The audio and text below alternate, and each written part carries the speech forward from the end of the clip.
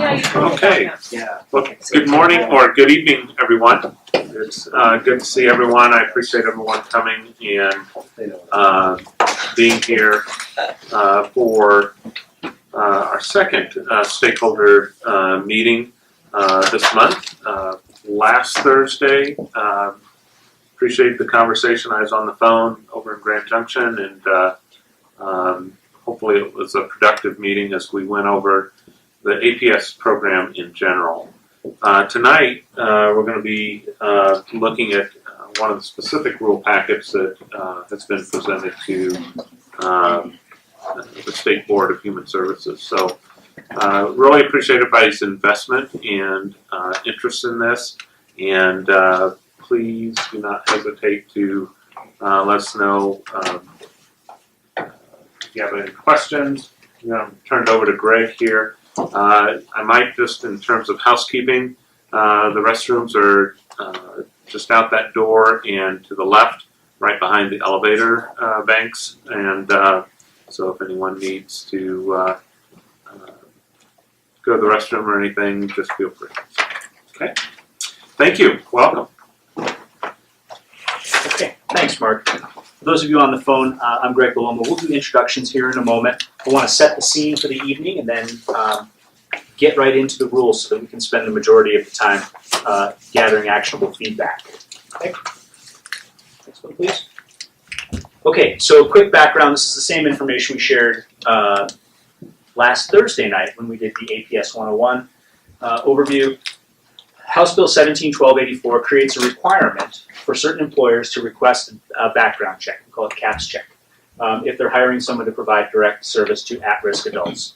That rule must be effective by January 1st, 2019. Along with that, the law requires the department to promulgate rules to implement that legislation. So there are two remaining rule packets. Rule packet 1 has been accepted by the State Board. Rule packets 2 and 3 are outstanding. So we're holding, as Mark said, 3 stakeholder meetings this month. Last Thursday, the 8th, we had an awareness building session. Today is about gathering actionable feedback on Rule Packet 2, which deals primarily with due process. And then third is a meeting on the 28th where we will receive feedback on Rule Packet number 3.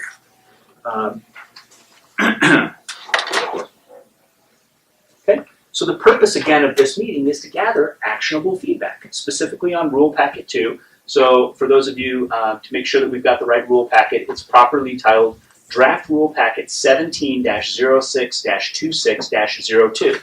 Colloquially, we call it Rule Packet number 2. So that's set for review by the State Board of Human Services on April 6th. What we'll do tonight, a few minutes of meeting overview. We'll do introductions, and then we'll spend about 90 minutes going through that rule packet. Basically looking for all the places where there's additional language or adjusted language and asking for feedback that can be considered by the department. Have just a few minutes at the end for next steps. Okay. A few ground rules before we do the introductions. I'll manage the session. I'll direct traffic. I'd like for you all to continue doing what you have been doing, which is demonstrate respect for each other in 4 ways. Silence your mobile device. Be as succinct as you can. We have a number of people who want to supply input, so let's make sure that we give everybody room to participate. And then finally, consider varying opinions. Seek information. Why is it this way? What alternatives have we considered? Can we consider others? Finally, it's very important that we document the feedback accurately. So at points, I'll pause just to give the folks in the department time to make sure that we are capturing that feedback accurately and completely. We may have to ask for confirmation of that. So I appreciate your patience as we do so. If you have any concerns, let me know. Okay, one more set of guidelines on the next page, please. So it's tough to do these sorts of things over a conference line. It's difficult for everybody to have a good experience. Here's a few things that make it better for everybody. Have a little patience with the technology. If we find that we've muted ourselves, if you're speaking and you haven't muted, that sort of silly thing.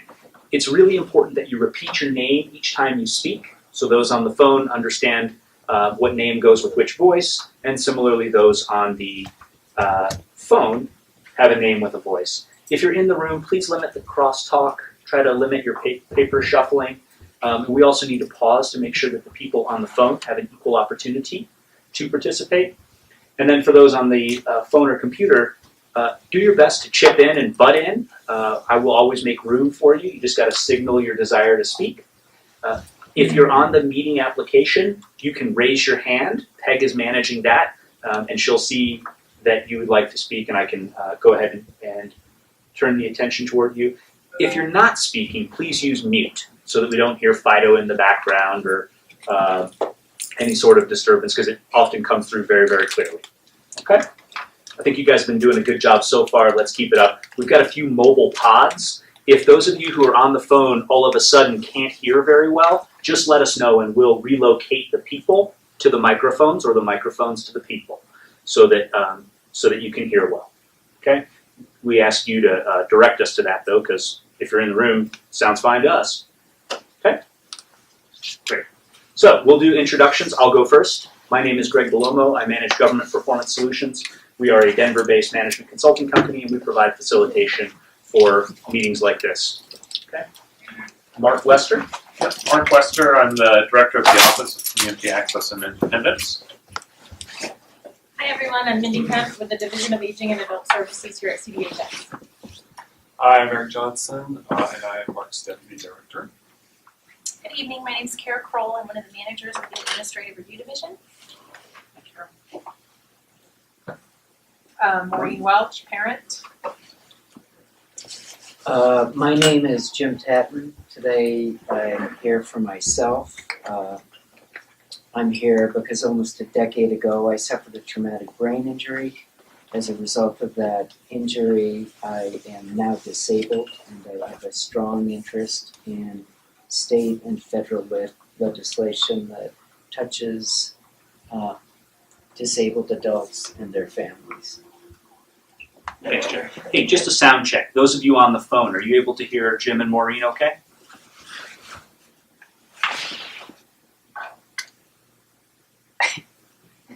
Can we hear you okay? Are you guys able to hear us okay? All right, well, we're going to go with... Yeah. Okay, thank you very much. Okay, Tawny? Tawny Couch, I'm a parent of a person with disabilities. Rob Hernandez. David Owen. That's David Owen on the camera. He's not close to a microphone, so... and then Ann? Ann Meyer, Disability Law, Colorado. Ann? Rogers, manager of the APS program.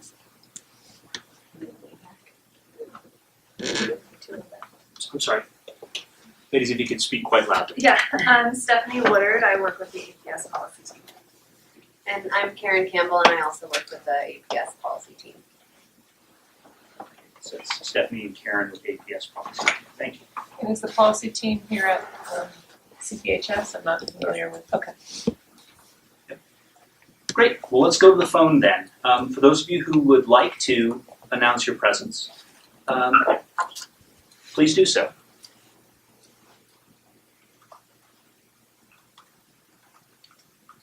But not all at once.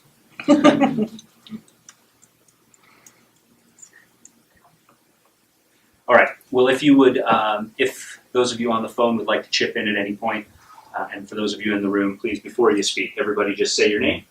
That'll help everybody follow along and match names with voices. Okay?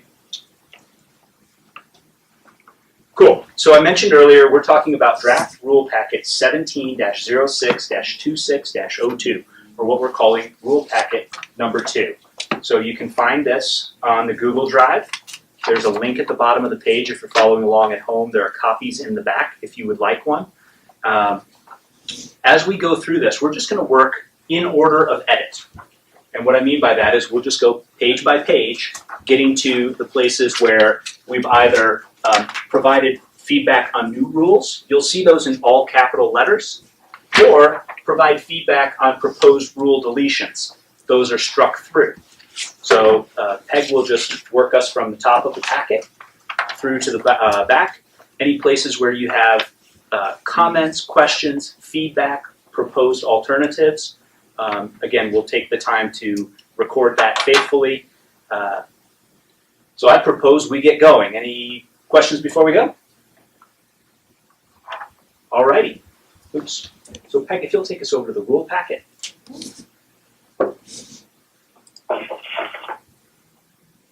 Okie doke. And then Peg, if you could help, Large enough for everyone? for those of you who are reviewing this in a browser, you'll see it as page 18 of 36, and what's the page number at the bottom of the page, Peg? You'll see this as proposed rule, page 5. So the first few pages are preamble, what's the basis and purpose, what are the impacts of this. We're going to get into the specific rule language, draft rule, proposed rule, page 5. Okay? So the section begins. I have a question back here. Oops, sorry, Rob. Go Just a ahead. point of clarification on Yes. analysis page 3, at the bottom of the data description, it says that 2016 data from CAPS was used as a reference guide to understand the number of substantiated perpetrators. How many convictions or adjudications were as a result of that number? So you're talking about criminal? Yes.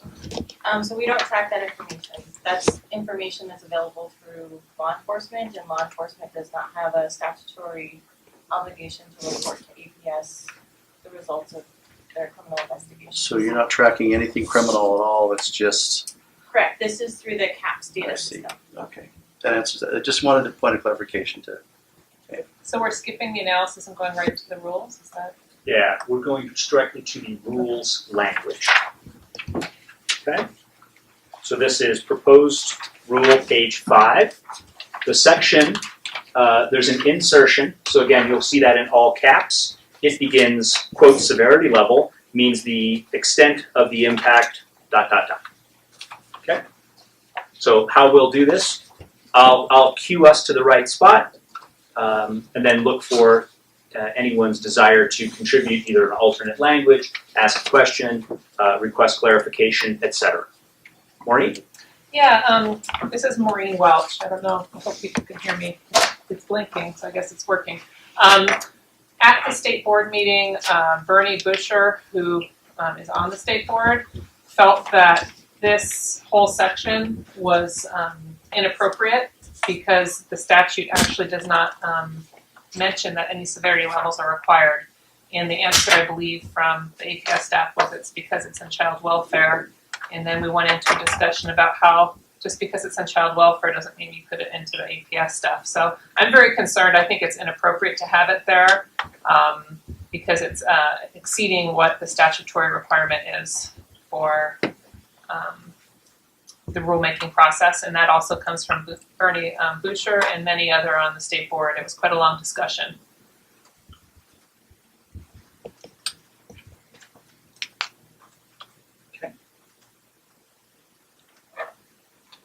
Thank you, Maureen. So I don't know if the AG has reviewed it, but I would really highly suggest that you, I know it costs money every time you ask the AG to review, now I figured that out. So when you say, and it's all proprietary, or it's all attorney-client privilege, so we have no idea what you all talk to the Attorney General about because they bill you for every opinion you ask. But I think that you need to really get a legal opinion on that because according to some of the state board people, they really felt like this was completely inappropriate and should be stricken out the entire role.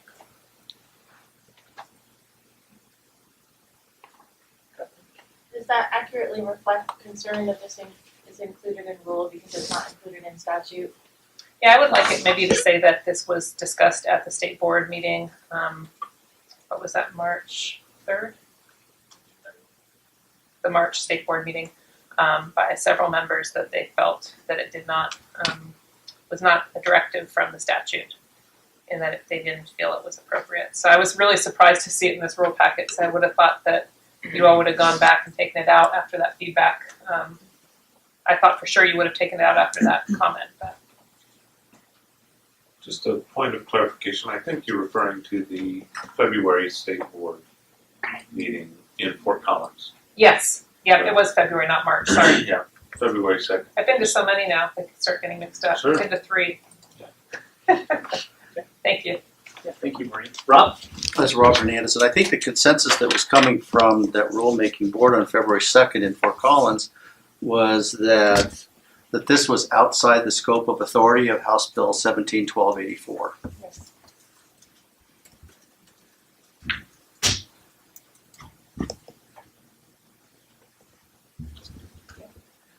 Just going to pause there. Anybody on the phone care to chip in on that one?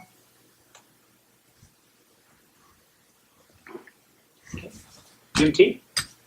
This is Jim Tatton. My question would be, on what legal basis, or what is the legal basis for the inclusion of the language related to severity level?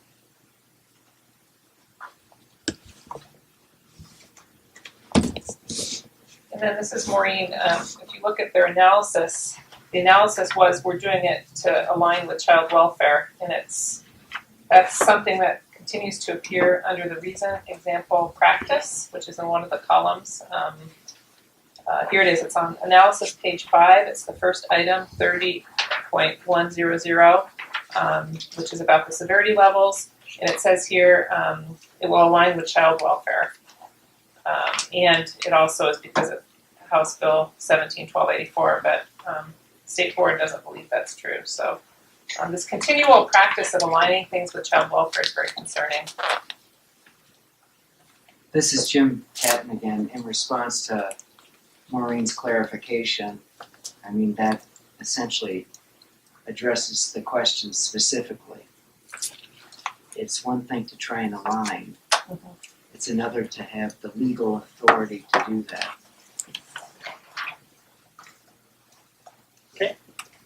Yeah, in fact, the State Board said that it was inappropriate for child welfare to have that in there too. So the whole thing got called into question in that discussion.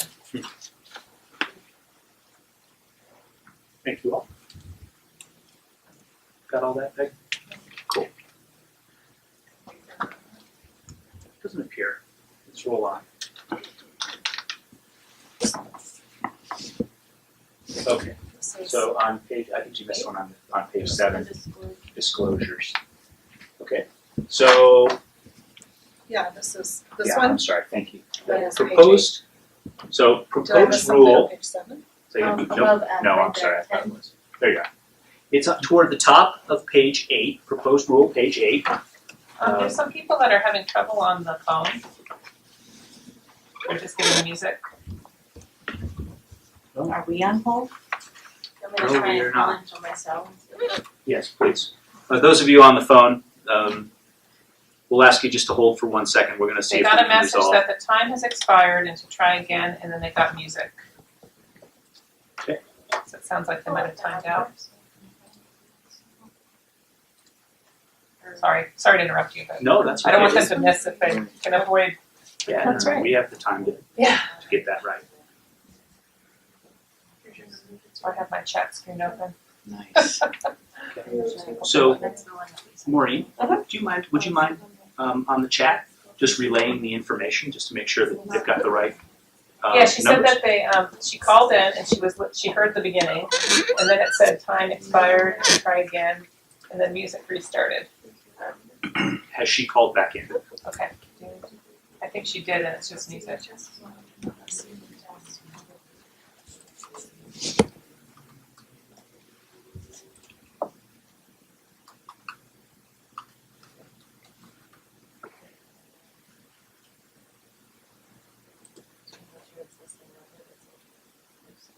So basically, she had a good connection, and then it logged out.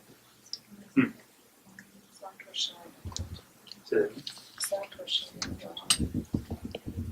Does it show a couple people are on? it does, and I can hear that there's at least Okay, one she person. says, yes, I called in, and yes, there's still music. What if the other person put it on hold? If one person can hear and the other person hears music, otherwise we would have heard it. Oh, maybe someone else put them on hold, but you're saying. Yeah, we did just have one other person join, according to that. That's me. Oh, and Mindy. Okay, so we're just gonna read the numbers, and if Or I any of wonder you, if whoever else is on the call, that's what you're thinking, they put them on Well, hold. but we would hear the music too. Oh, Yeah, So, that so I said it, but I was wrong. It wasn't right. try this number, okay. Okay.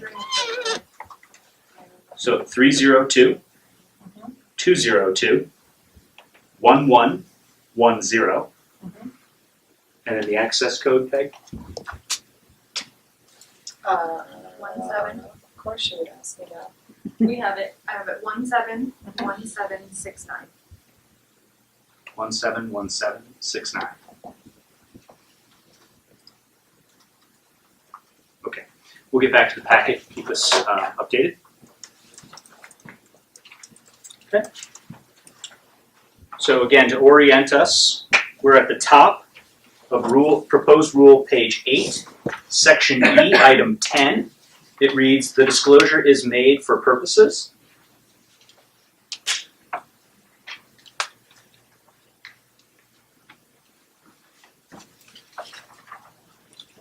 Anybody on the phone want to chip in on that one? I don't think there's anyone on the phone line now, is there? But now we Others? don't have anybody. We have one person on and it's not us on the line. Okay. She hasn't told me. So what page are we on, I'm sorry? Proposed rule, page 8. So I can hear some noise coming through here. So someone is on the phone successfully, and Mindy was able to call in the information that we gave. So keep us posted, Maureen. So this disclosure refers to what part? Back up. Yeah, that's what she called. It's the code she called, and it's still not working. I'm going to log This is Cheryl. No, I'm on the call and having that's what the beginning. So I don't know what problem the other person's having, but it does seem to be with the webinar. Okay, thank you, Cheryl. Oh, so maybe while she's driving now. Sorry.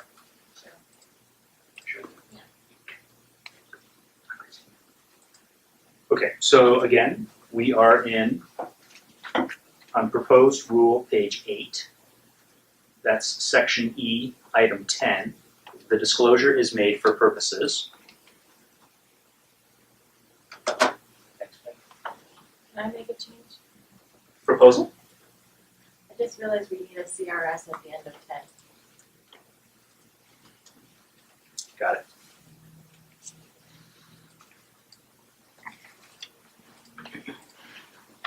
Thanks, Mindy. Any The other? case is when we skip around, it's kind of hard to go backwards to find out where it's at. For those of us that are newer to this process. If you need a moment.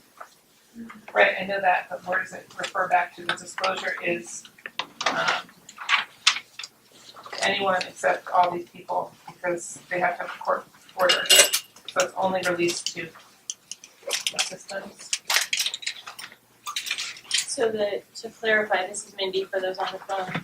Number 10, the language in all caps is basically adding the same language that's in the statute that was added for the bill.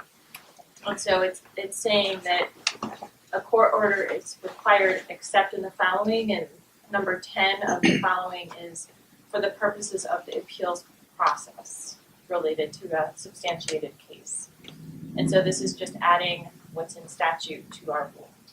So maybe when we read through each of them, you can do a little summary of it, because that's helpful for us to hear, instead of just having him read it and then I'm trying to look back and compare it. Yes. Yep, so that's just adding the one more thing, and it's the same thing. If you were to look at 26, 3.1, 1082, you would see the same language.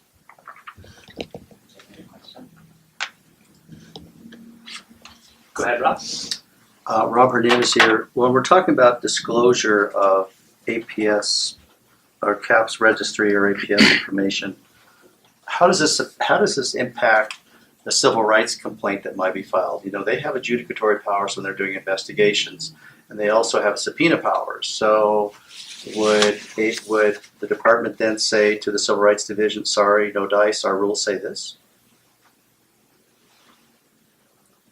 So I'm not really sure what your question is, because these are the statutory exceptions for release of information for APS. So this is just reiterating what's in the law. And I think the part of what's in the law should also be included a civil rights complaint that's filed with the Civil Rights Division,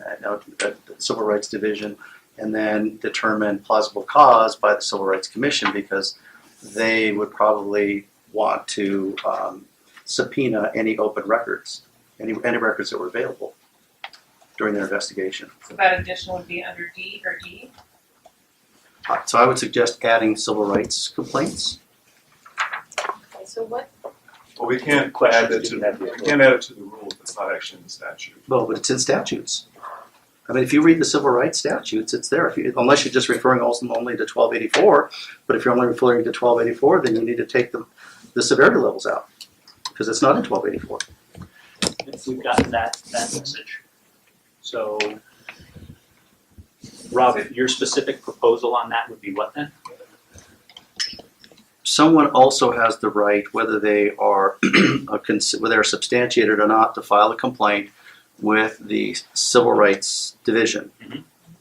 And the next step after there has been a determination of discrimination, then the next point, or a hostile work environment, then the very next point is a voluntary mediation. If no agreement is made there, then the next step is the Civil Rights Division then moves forward to investigate, and they start subpoenaing records and witnesses. They have subpoena powers, which is very powerful.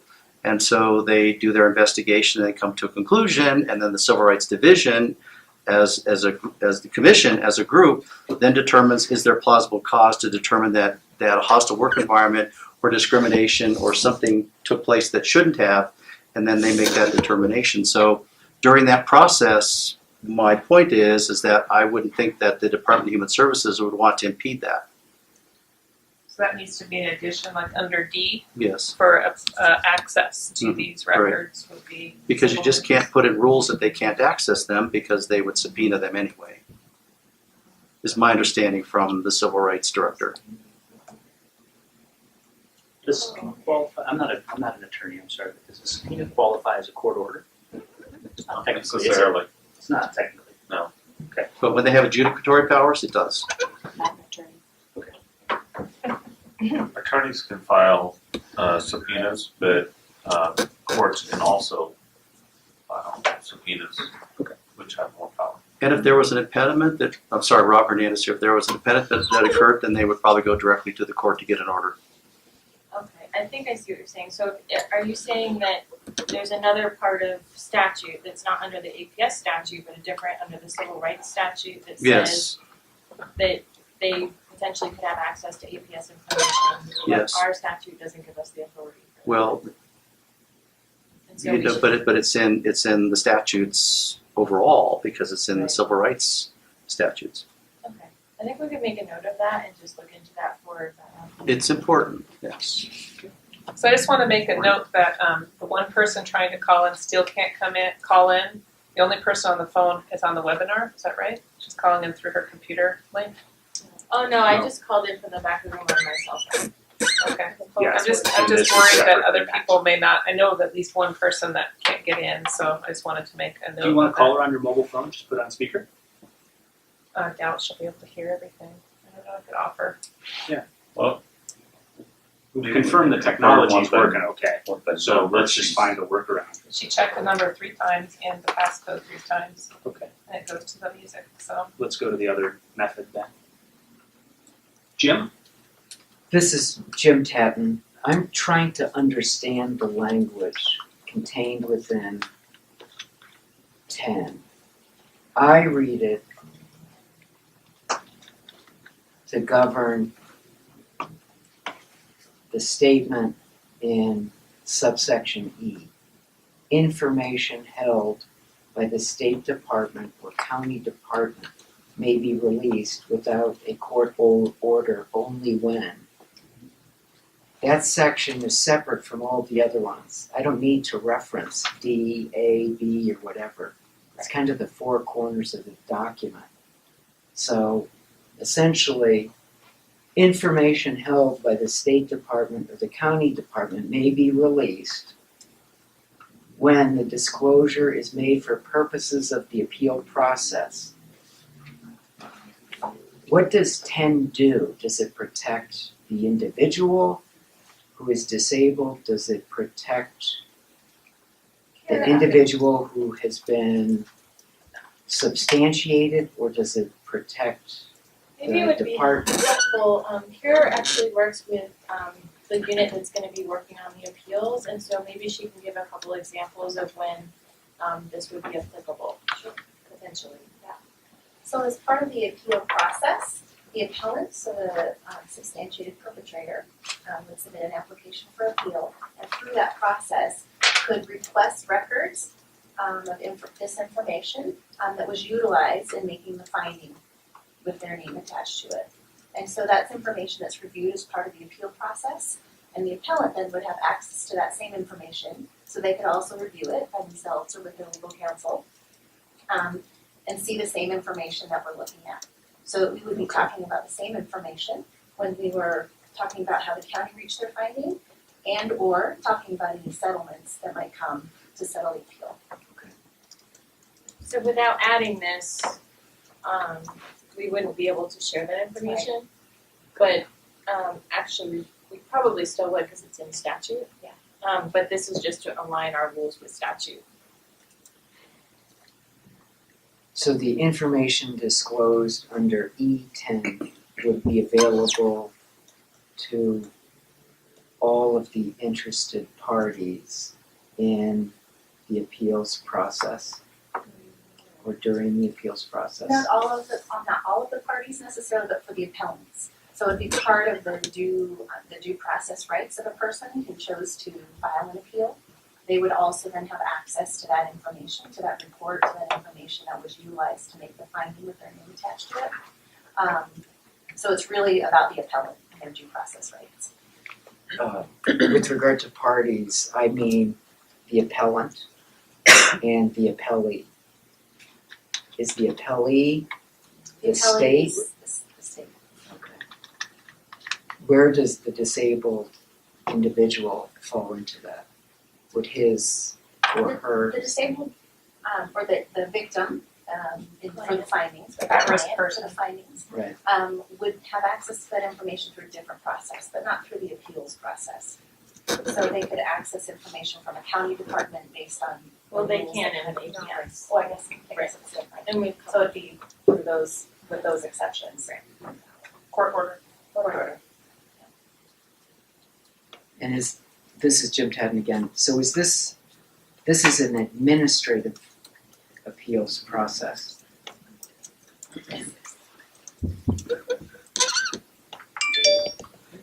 Rob? And I guess for point of clarification, this is Rob, I'm sorry, I didn't catch the young woman's name that Oh, I apologize, I don't think I said my name. It's Kara Kroll, Care. the administrative review. So, Care, how would the appellant, or in what form would that come? Would that be, would you send it via email, secured? Would it be a hard copy? Would they be able to look at it on a screen and then make notes? So how does that information come forward? What's the plan for that?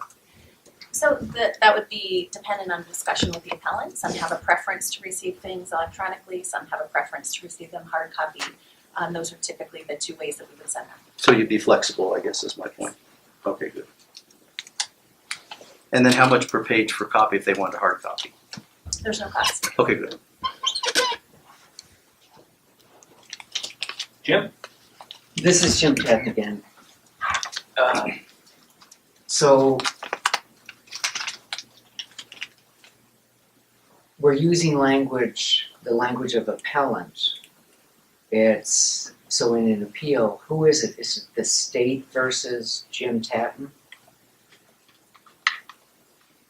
Is it the department versus Jim Tadden? Who are the parties involved in the appeals process? So when somebody files an appeal, the appellant is the substantiated perpetrator who's filing the appeal. At the point that the appeals division gets involved, then we're representing the county's finding. And essentially, the counties are supervised by the State Department. So it's the counties and the state. Colorado Department. So if I were to look at, this is Jim Tatton again, if I were to look at a formal document, paper document, what would my cover look like? Would it say City and County of Denver versus James Tatton? So this is CarePro. Jim, it depends on what stage you are in the appeal process. So if you are working with the child and adult mistreatment dispute review section, then you would refer to the state of Colorado. If you move on through the process and end up going to district court, then it would say the Denver City and County of Denver. So it depends on where you're at in the process as to what that paperwork might look like.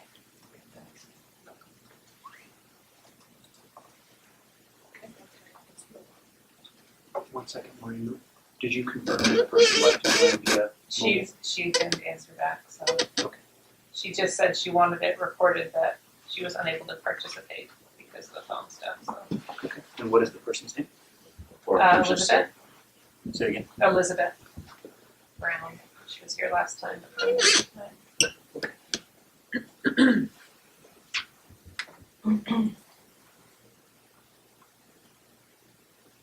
If you don't mind, please monitor that. If she would like to join, we can just fire up a mobile phone. It'll be unideal, but better than nothing. We're on page 10. Okay. Did you have another question, Mark? Just a question of care. When you use the term victim, that implies or it infers that there was an adjudication or conviction occurred. So is that a common term that APS agents are using now? I'm not as familiar with APS. It is a term that's used on the child welfare side. So Mindy had corrected me a minute ago and referred to the person as the client. So that's who we would refer to that person to, as the client and the perpetrator for the person with the substantiated finding. Yeah, because especially because by the time you get to a court system, there's a much higher standard in any court system. In this particular system, because preponderance of evidence is such a low standard, when you use terms like victim or perpetrator, I mean, it's very subjective, is what I wanted to point out. All right. The next edit is on proposed rule page 10. It's section E, about a third of the way down for those of you following along at home. And there's an insertion of words, case records that do not pertain, ...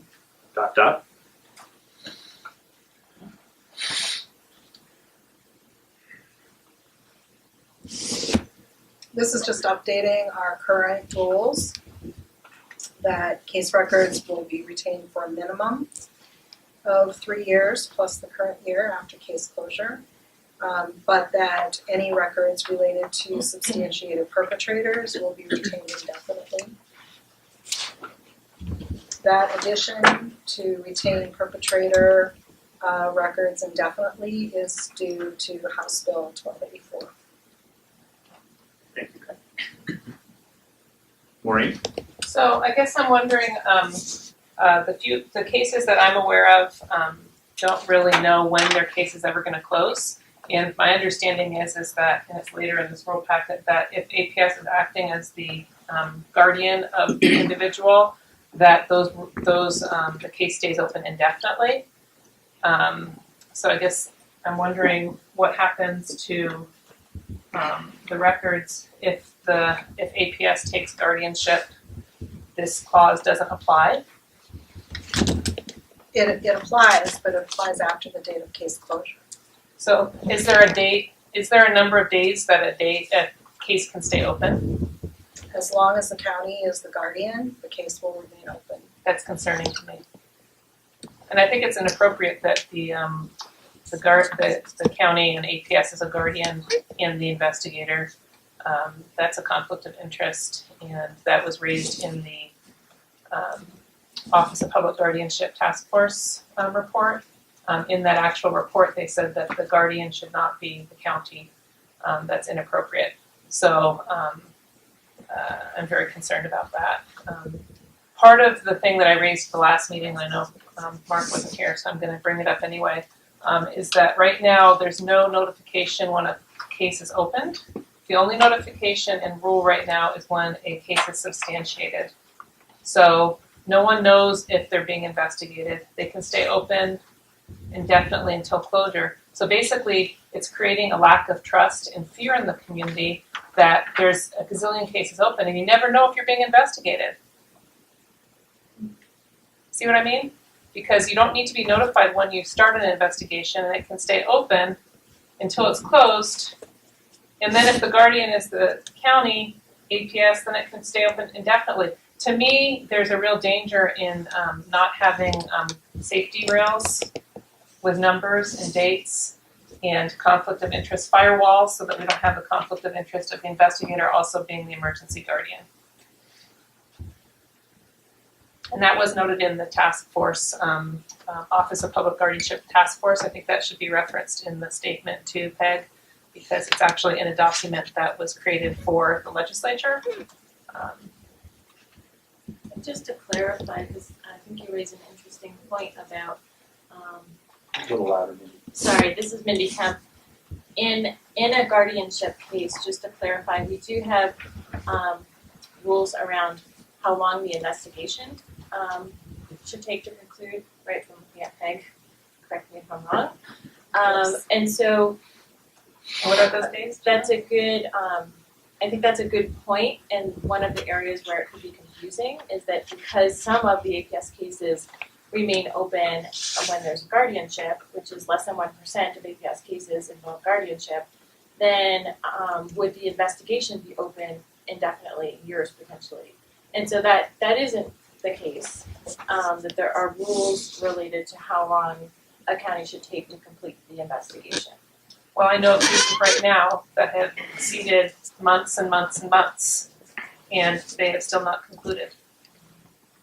I know of a case that is over 4 months now, and one that's longer than that, where the county has guardianship, and the case has not been substantiated or unsubstantiated.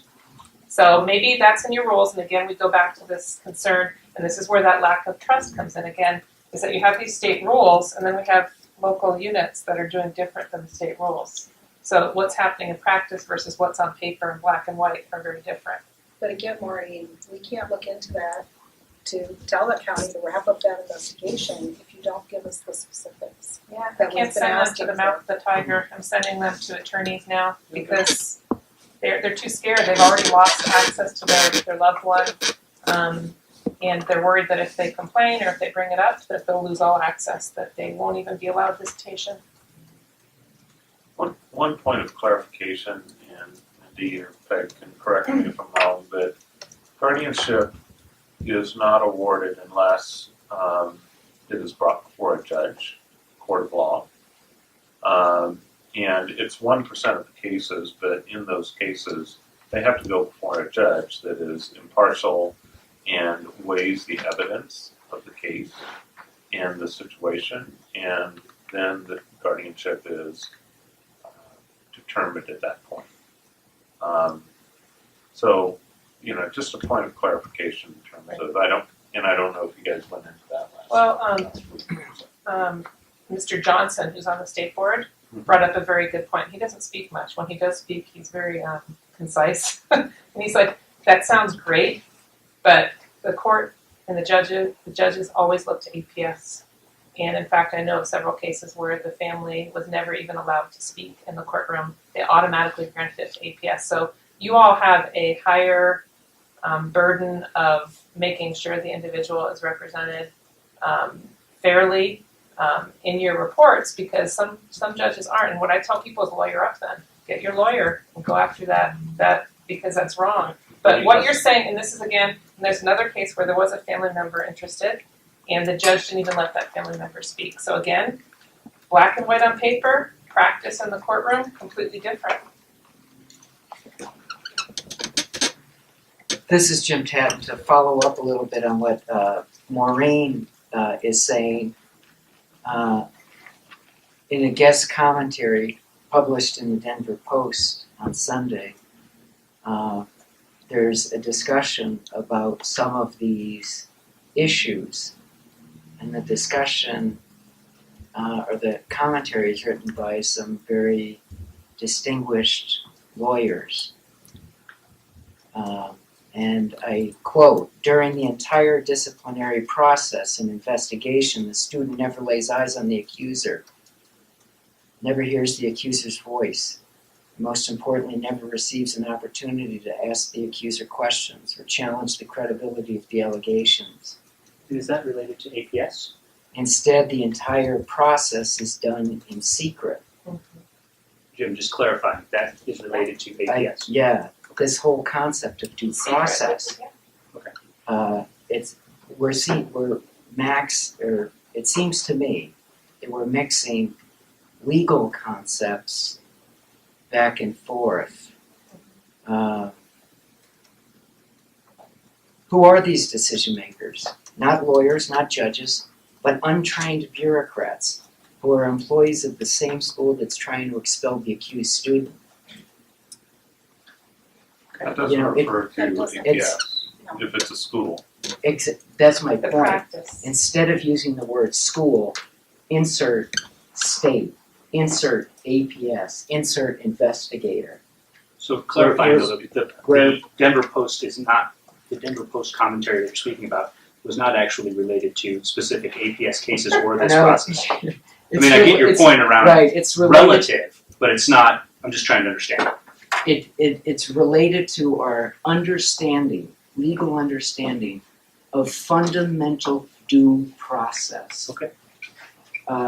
He's talking about a number of different settings. What we're talking about are the legal responsibilities Mhm. of the government in acting. It's state action, So Jim, just whether bringing in civil, people whether- together, because we have a limited amount of time and many, Right. many edits. I'd like to stick on the specific sections of the rules. There are many, so there's plenty of room for chipping in, and I think we just left the bounds there. I Well, disagree, I yes, disagree, I think because I this is think a you're secret, mischaracterizing yeah, what our this is concerns the are. secrecy of the process and not having access to the information, and having people that are not attorneys making these very life-altering decisions for at-risk people, that completely relates to the article, so I disagree with your statement. Right, But so Maureen, do- we were do- actually talking, hang on Jim, just one second. We were specifically talking about retention of case records. Yeah. Right? Mhm. So how would you like that to read? Just that portion. just write the rule as you want, and we'll enter in a courtroom, and we'll have these discussions later. Yeah, good idea. I mean, that's an efficient use of state resources. Well, I think what we're trying to do though is tune the language to accommodate what you're after, but I wasn't sure how to make that connection based on what you were saying. A comment. Okay, go ahead. Remove perpetrator. I have the definition of perpetrator here. It's someone who has committed a violent crime. That is the Cambridge definition of perpetrator. That really needs to be struck from all words in here. Substantiated person would be fine. Fair suggestion. Thanks, Maureen. This is Jim Tadden again, and what the point I'm trying to make is, if we're talking about due process, and here we're talking about schools, and to suggest that the arguments and the policy issues that are being raised are different because the school is the state, from an individual perspective, from a due process perspective, from a legal perspective, there is no difference. Whether it's a school, whether it's a county, whether it's law enforcement, I'm starting to understand that state agencies have a very different understanding of the construction and application of concepts like due process. You know, I mean, we can follow Douglas County. We can go all the way to the United States Supreme Court and have all justices 8-0 say, "Hey, Douglas County, you got it wrong."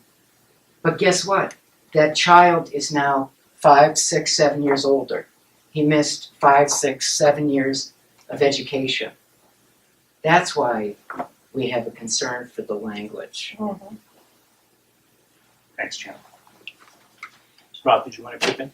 Well, and to that line, I completely understand and agree with what they're saying, because it's what Jim is trying to establish as a nexus to what we're discussing. And my particular point to this particular new proposed rule is that how will the department handle cases where Civil Rights Commission comes back and says there's nothing here, or a court says there's nothing here, or an appeal says there's nothing here? And according to this rule, you're going to keep that all in there. So how will that handle if the court comes back and says you need to strike that language, you need to expunge it completely? Is the department going to continue to violate that, saying, oh, well, we passed this rule, so will the department be in contempt of court? The information will remain in caps, but the appeal outcome will be documented. And the result of the appeal outcome is that it was overturned, and that will not be reportable to employers. Thanks, Peg. Just one more point, but if a court orders the department to remove everything related to that, will the department be steadfast in contempt and not remove it? That is not a question that we can answer on a hypothetical without consulting other people. So that sounds like you would. What Peg said is what Peg meant. Yeah. And I think Then just you don't know She that said, we I have the can't answer ability. that right now. Yeah. That's what I I'm- said.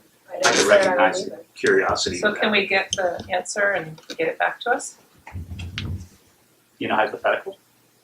Well, but if a court orders, like as if they've ordered the report, they get the report, they go through the whole process, determines that the substantiation was inappropriate and incorrect, and reverse that, and order everything related to that substantiated to be expunged, included at the county level, will that happen?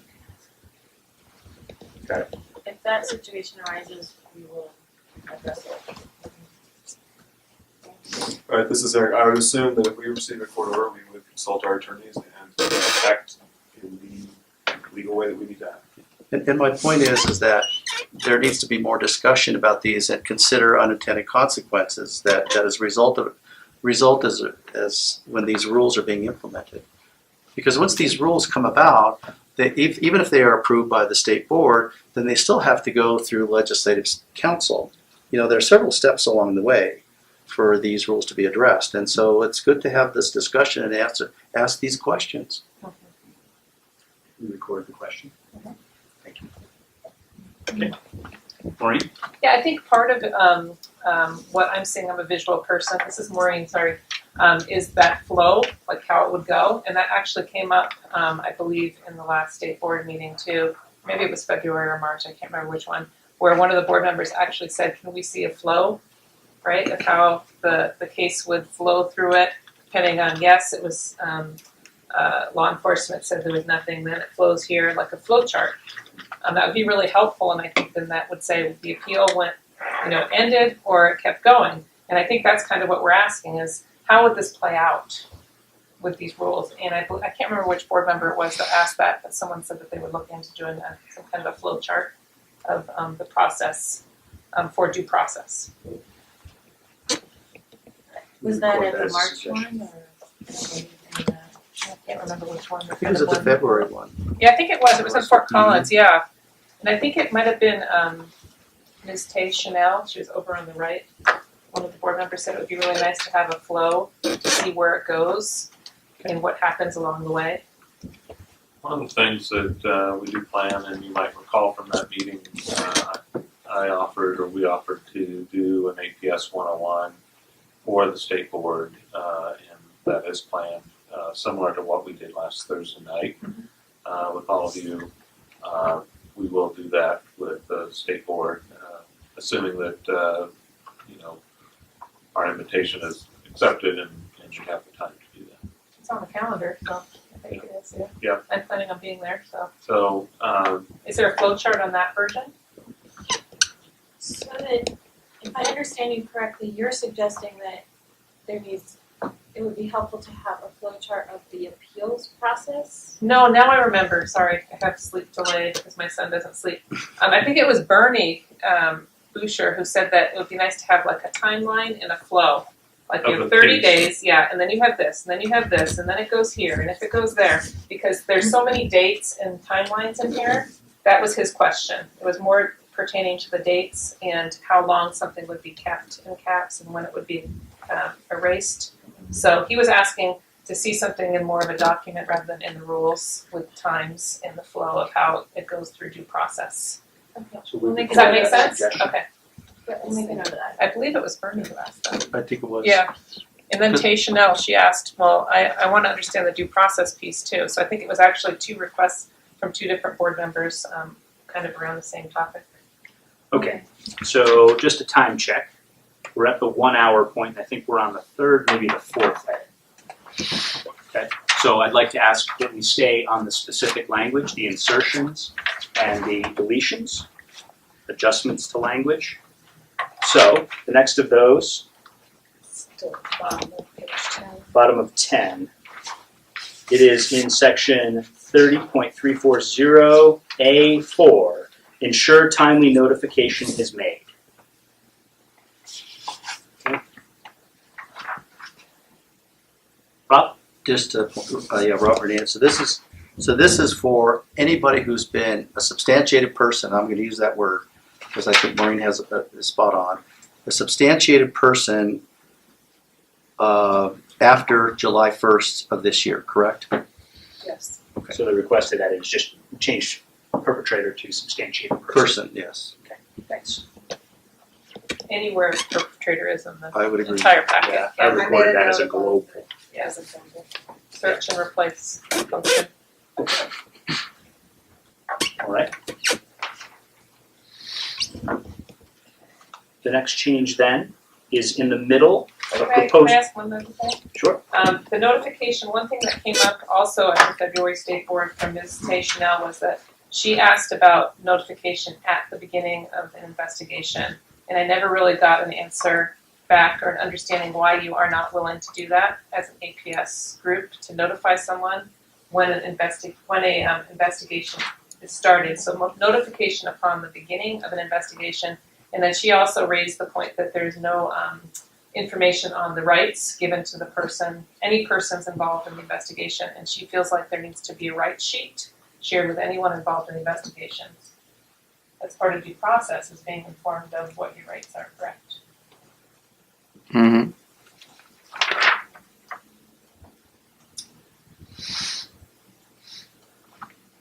Thanks, Beck. Thanks, Maureen. Okay, moving on to the middle of proposed rule, page 11. Section B, item 3, an insertion. Provide timely notification to perpetrators. Persons. It reads perpetrators at this point, Rob. Yeah. Thank you. Yeah, to persons who have substantiated findings made against them in APS cases. Okay. Because there's nothing criminal here. I mean, Mindy already said that we're not talking about a criminal registry.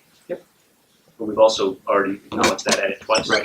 So I was just orienting people to the section Yes. that we're speaking about. So the same edit would apply there. Good, thank you. Any other issue on that portion? Now, Peg, do I read that correctly, that the other items are just getting renumbered? Yes. Okay, that's correct. I wanted to make sure they weren't getting struck. Okay. Then the next edit that I see is in the middle of proposed rule, page 13, 30.410 intake, section D, part 6. It adds in mailing and email address and strikes social security number.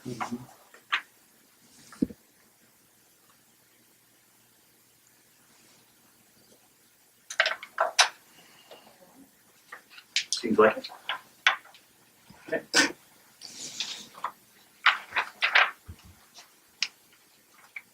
The next item I see is on page 16. Yeah. So at the bottom, well, it's really page middle of proposed rule, page 16. There's a strike of 45, an addition of 60, and some additional language. Give you all a second to read that.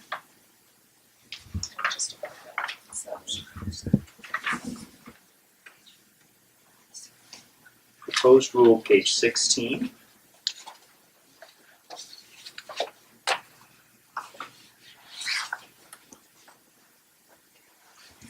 Actually missed 2 edits, so let's just Yeah, there's roll. some on the top. Yeah, Thank you. It's point 7, including the severity level of the mistreatment. So I assume that you all, if we were to strike severity level, that would then go away. Okay, so we'll just make an annotation to look at all places where severity level is referred to and apply a similar concern to that.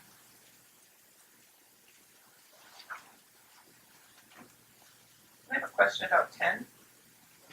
The supervisor shall approve all findings. In small counties, when there's one person, is there, like, who's the supervisor? Is that the state then? Or if you're in a super small county, you just have like a half-time APS There's person? always a supervisor. So it'd be more like, it may not have an APS name in their title, it might be more of a social services supervisor versus necessarily APS. It could be the child welfare supervisor who also does the APS program, like many of the caseworkers do, or it could be the county director. Okay. But all counties have a supervisor. This is Jim Tatton. Why is the supervisor required to approve all findings? To ensure that the finding is accurate based on the evidence and that the investigation was thorough and they talked to the right people and they gathered the right evidence so that the finding is accurate. Because we don't want to make a substantiated finding on someone who's not committed mistreatment, but at the same time, we want to make sure that if they did cause mistreatment, that they are substantiated. So this is a double check. It's a quality assurance measure for everybody. This is Jim Tatton again. I don't read that language as a double check. I read that language as a rubber stamp. The supervisor shall approve all findings. That's mandatory. It's not discretionary. So whatever findings are submitted, the supervisor shall approve, even if the supervisor disagrees with This is the Eric. findings. This is Eric. That's not what that language means. Under both statutory and regulatory construction, the word shall is used to indicate that that action is compelled. So they must go through the act of approving it, but in going through the act of approving it, they can actually disapprove it. And sorry, go ahead. This is Jim Tatton again. My understanding and experience with regard to statutory construction argues that it's a mandatory statement with regard to the findings. It doesn't provide discretion, it doesn't. I think that's something that, Greg, we can have EG look at and confirm that. Because you, I can see the confusion, Yep. Jim, thank you. Thank you, Jim. Rob? Just a quick comment, Rob Hernandez, and I would agree with Jim because having submitted and authored scores of legislation and made amendments, the word shall is very powerful. He's correct. It means you will do this, and that's, and any, if you have an APS team that says, well, here's supervisor, here's what we found out, and the rule says that you shall approve this. I see where the confusion is. There's probably another way to write that language, especially if you have a supervisor who may have a lot of experience dealing with child protective services, but has a low comprehensive literacy of the IDD population. I understand I hear his concerns. Okay. Echo? Yeah, that seems like a very reasonable place for an attorney to weigh in. Okay. All right. Moving down the page, section B, part 3 there. Well, what about in B? See, we're 60. 60's in caps. Why are we striking 45 and putting in 60? So I'll answer. That's a good question. So this section has to do with when the supervisor reviews the findings. And so since we're adding the requirement for the supervisor to review and approve the finding, we're extending the time frame to ensure that if the supervisor reviews it, if there's more information that's needed before they make a kind of assessment of it, that they have more time to conclude and make the findings. Next meeting. Is that also the number of days in child welfare? It is, yep. What coincidence. Thought I remembered that from their recent example best practice. Any other comments on that portion? Okay. There's a large insertion on proposed rule page 17. And given that there's so much language here, I would ask the APS team to summarize this as best we can, and then we'll just work through it top to bottom. Can you take us down on it? Whatever you want to do. So this whole next section from now until the end of the packet is new proposed rules related to due process. And so a majority of the language in this comes directly from the language in the statute. But I'll just walk through sort of A through C, and then maybe we can see if there are any questions on those three and then move on. So A basically states that starting July 1st, the county department will notify the person substantiating a case involving mistreatment of an at-risk adult of the finding, and they'll do that by first-class mail. And they have 10 days to do that following the date of the finding. And then B outlines what the notice needs to include. The type, severity level, all of the information that's listed under 1, 2, 3, 4, and 5. And then C identifies that the information in the record okay. Let me just make sure I know what C is saying. C is just saying that anybody substantiated prior to July 1 will not be included in the background check. And will not be released, right? In the background check. So that's basically A through C is setting up the initial process for the appeal.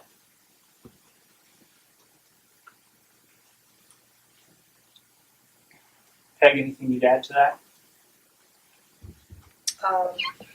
No, other than when someone is substantiated in a case, if it is safe to do so, we are training and asking caseworkers to have a conversation with that person to let them know that they are going to substantiate and that they will be receiving a letter in the mail.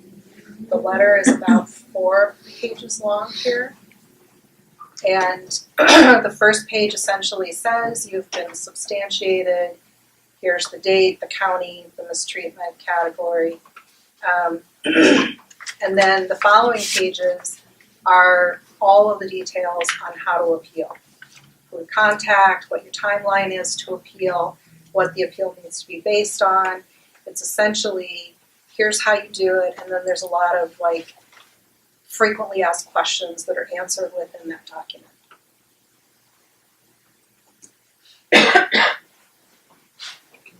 Rob? Peg, do you have a draft of that we can see without mentioning any names, but you mentioned that that's part of the process. Can we get a copy of that letter to look at that? So until these rules are passed, we actually don't have due process for APS, as you know, and so until the rules are passed, we started thinking through and drafting what would this look like, right. But we can't proceed with actually developing final tools and stuff like that, so I don't have anything else. Because 2 other concerns that still arise in B, when you talk about severity level, we've already had a discussion about that, but then I guess when you get to, Maureen mentioned something about the court cases. Can you repeat that?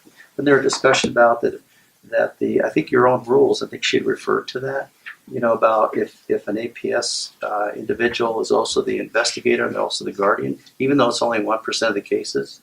Refresh my mind, Maureen, about that. So would that mean that the case never closes? If it doesn't close before July 1st, then that person is it that team or those individuals or those family members and they are in limbo? Right, I believe the rule says, Mrs. Maureen, that an emergency guardianship should last no longer than 30 days, is that correct? 60, okay, 60 days. That's not in our rules.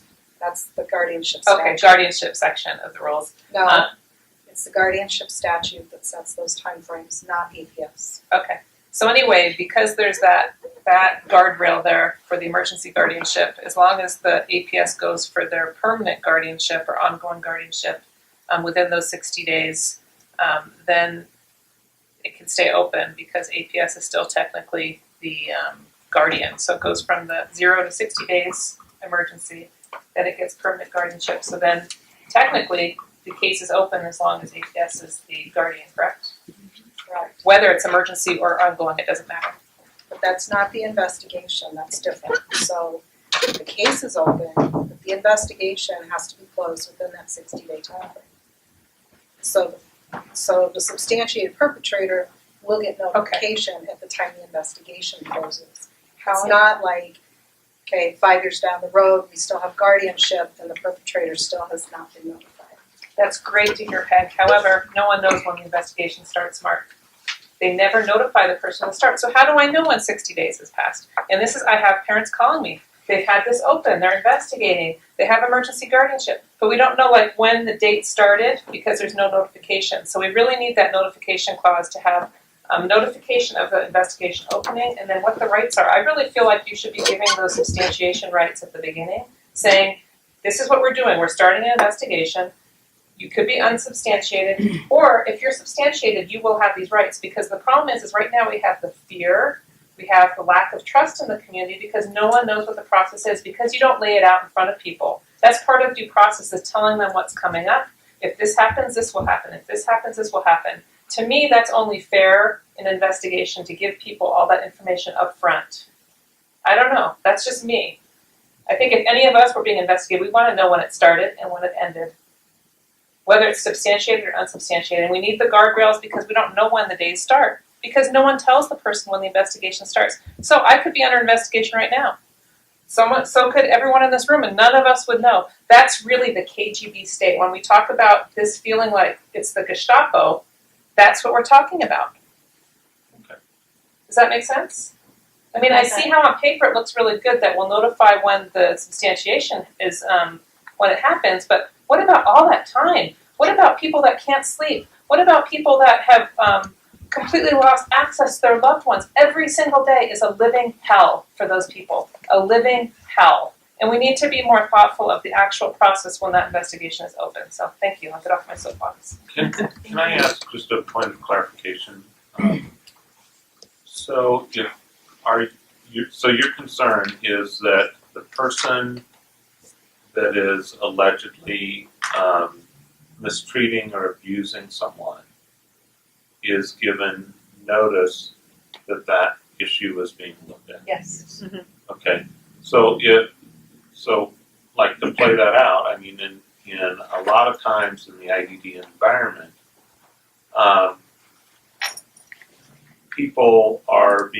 IDD folks are being cared for, people by substitute care, meaning someone outside their family. Paid caregiver. Right, paid caregivers, whether it's a host home, group home environment, or if it's a staff that's going in intermittent to someone's apartment. Or a day program. Right. Yeah. So you want to make sure that the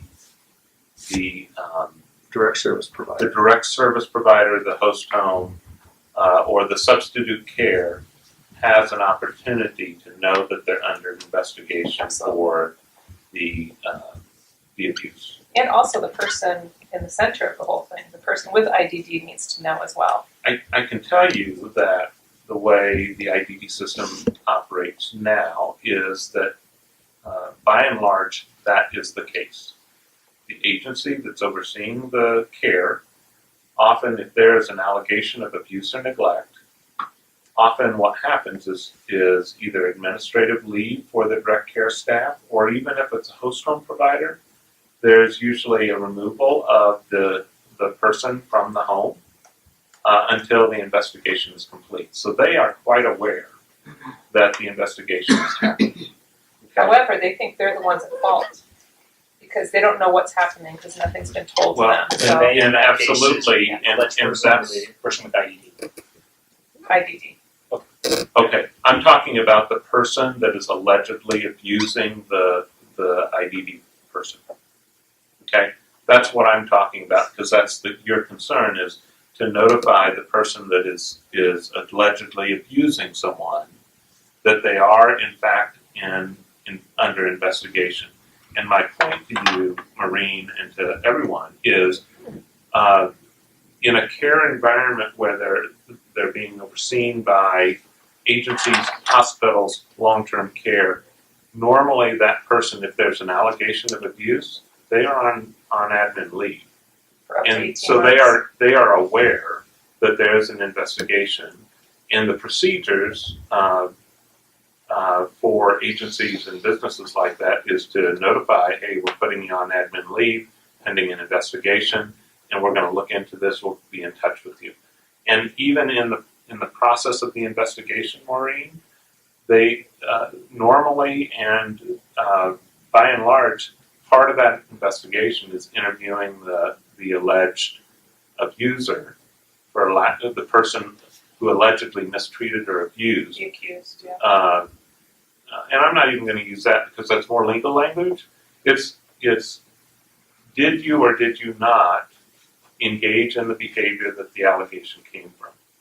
So it's kind of what I would say is that that's the way it works now. Prior to, and I'm talking not in APS circles, I'm talking in agency circles. That's what exists. That's what has existed Some people that are for years. accused aren't in services though. What's that? Some of the people that are accused are not in services. What do you mean? They're under investigation by APS and they received none of those daytime supports that you're referring to. I know of a You case. mean they're not providing support? Right.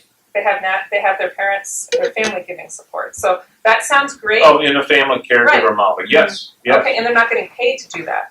Okay. The thing is everyone is looking at, and I just have to put this out there. Everyone's I looking see. at assuming that this person has all these paid supports. That's not the reality. There's a lot of people out there with IDD that have no Medicaid. They have no day program. They have Yeah. no SLS. They have no EBD. They Yeah. have nothing. They're Yeah. just living in the community. And then APS comes along and interviews them. And I have a case.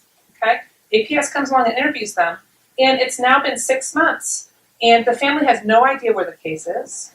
The individual with IDD has no idea where the case is. And they are living a living hell because they don't know if the KGB is going to come to their door and take their loved one away. So And this is the if thing. you'll give us the names of that case, or I can't, Mark. specific, That's not my right. That's not we my can right. look- I have confidentiality. They know how to get hold of you. They or don't trust you. reach They're out. worried that KGB will come take them. And this is, I I'm agree. trying to say, if you want to reduce that fear factor and that mystery, inform everyone in that circle.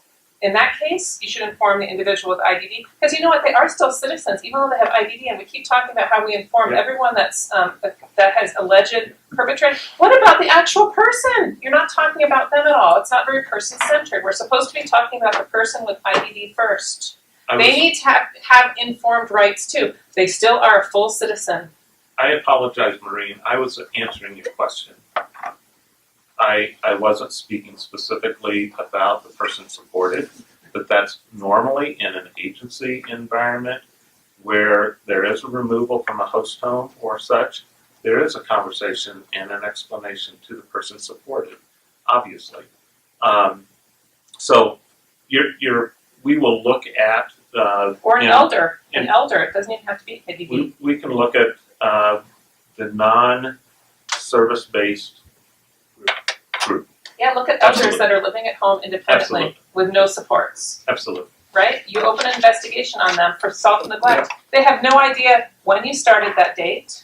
They have no idea what you're doing or who you're talking to. It's all a mystery, and it's this cloud of secrecy. That's the big lack of trust in the community, is not knowing where this thing is going and what the timelines are. So that's why the timeline thing that they brought up at the state board would really be helpful, because people would see, this is how it goes, this is how it goes. And if things aren't informed, and if there isn't a safety rail of this many days for this, then we need to create those so that we reduce that fear in the community. So Yeah, and Okay. I'm sorry, I'm very emotional about this because this one particular family is literally in a living hell every day because they have no idea someone's going to come to their door and take their loved one away. And that's horrible. I can't imagine that. And if you will encourage people to contact us, we will try to allay their fear. And the person who has allegedly been abused or mistreated, and Maureen made a second point around in the cases of self-neglect, that is a person who's being where there's a suspicion of self. I would Those say that are the three person at risk, the at-risk adult, has the right to be informed of what's going on around themselves because they're the center of the investigation. And what we're saying is everyone's being informed except them. And I just think that's wrong. I think that everyone involved, the individual, the family, the caregivers, if they're paid or not, everyone needs to have information about the rights. And then the fear comes down. Oh, I have due process. Oh, I know that it's going to be 30 days until the emergency guardianship is over. Oh, I know that it's going to be 60 days, and have those dates there so that people know what's going out there because people don't want to go and pull up the statute. I know Eric wanted me to shoot out statute, but that's not how my brain works. I just want to know with my loved one how many days it's going to be before I hear back from APS. And if I don't, then I know that I can file because they didn't comply with what they were supposed to do. And that's also another self-check you have on those local APS units is you know that if they're not living within those time constraints that they need to be reprimanded for that. Recorded. Jim, did you have a? This is Jim Ted, and this, some of my thoughts are bigger than the specific language, but you don't want to be the Denver sheriff. The Denver sheriff, within the past 24 hours, sat across from television reporters and said, "Sorry, my mistake, uh-oh." And you know what they had? They had all sorts of rules and regulations, all sort of policies and discretions and whatever it was, and all sorts of public discussion about when an individual was going to be released from jail, what the timeline was, what the standards were, and guess what? The person was released from jail. And all of a sudden everybody goes, uh-oh, you know, these aren't just words, they have a direct impact on individuals and families. The family whose family member was killed by this individual all of a sudden finds out that the person's out. He's free. He has the ability to jump in a car again and drink alcohol. Rules and regulations have a direct impact on individuals and families. And I think that's what our concern is. We share the same goal, the same purpose. We just want to understand how to get there so that when people come to us and ask, we can say this is how it works. You know, with regard to the suggested flow chart or whatever, let's all get together, we'll walk over to the state capitol, we'll walk into legislative legal services, and we'll pick up that yellow sheet or that orange sheet that has a description and flow chart of the legislative process. And we can take out committee and we can put in investigator. We can do all those things. We can take out a state, we can take state out, and we can put in court or whatever it is. You know, we're not necessarily recreating the wheel.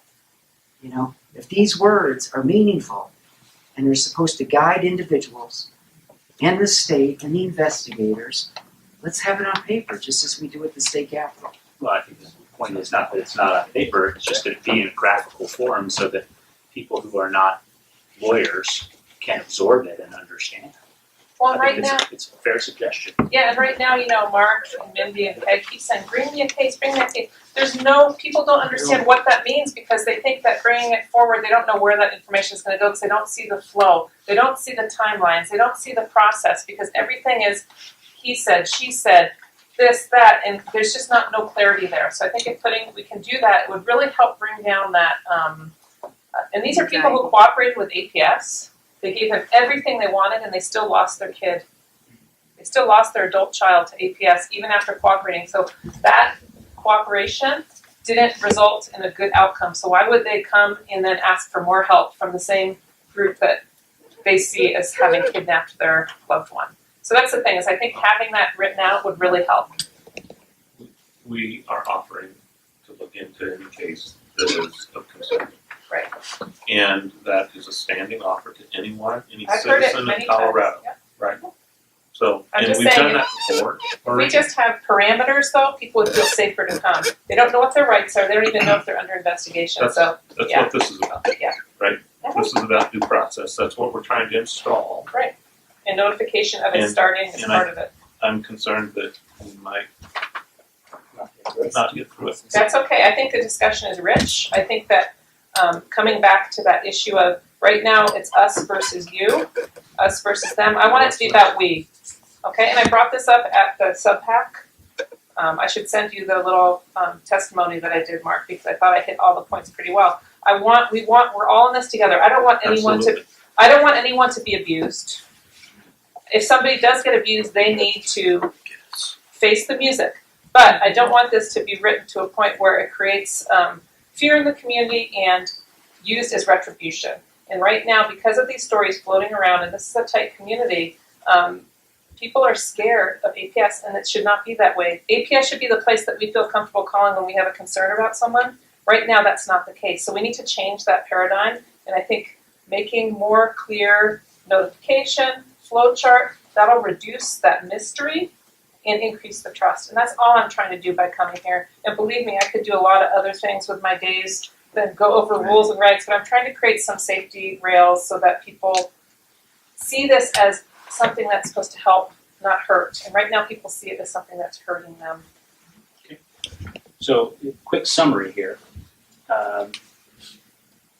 There's a number of requests around changing perpetrator to the substantiated individual. There's concern around notification of all parties when something begins. There's a request to create a graphical summary of this process, including timelines, so that those who are participating in it, however they may be participating in it, have a clear understanding of the who does what when. Okay, and I think there's a shared concern around what you just said around all being in this together to create a system that protects these folks and creates due process that is effective for those who are, for whom there are allegations. Robert, just a quick point. Mark, you had mentioned that APS pulls individual whether they're in services, no matter what direct service agency they're with. And I'm post sorry. Excuse me, I don't mean to cut you off, Rob, but I did not use APS. I said in agency situation, I was speaking about IDD provider agencies and that system. I was not talking about APS.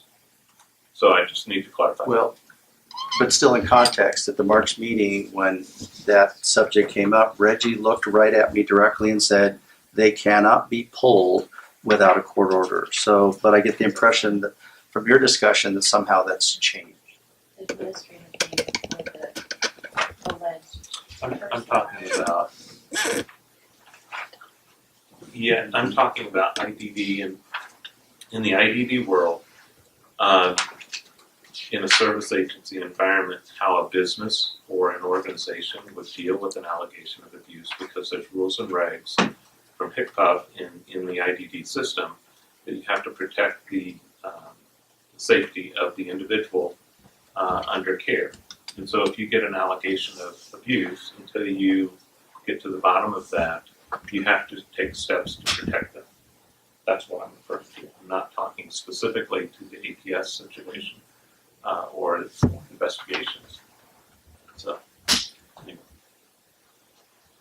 So, Mark I'm more shared a confused concern just a moment ago. We got about a half an hour left this evening, and there's a lot of new text in here, and I recognize that it's a lot to absorb.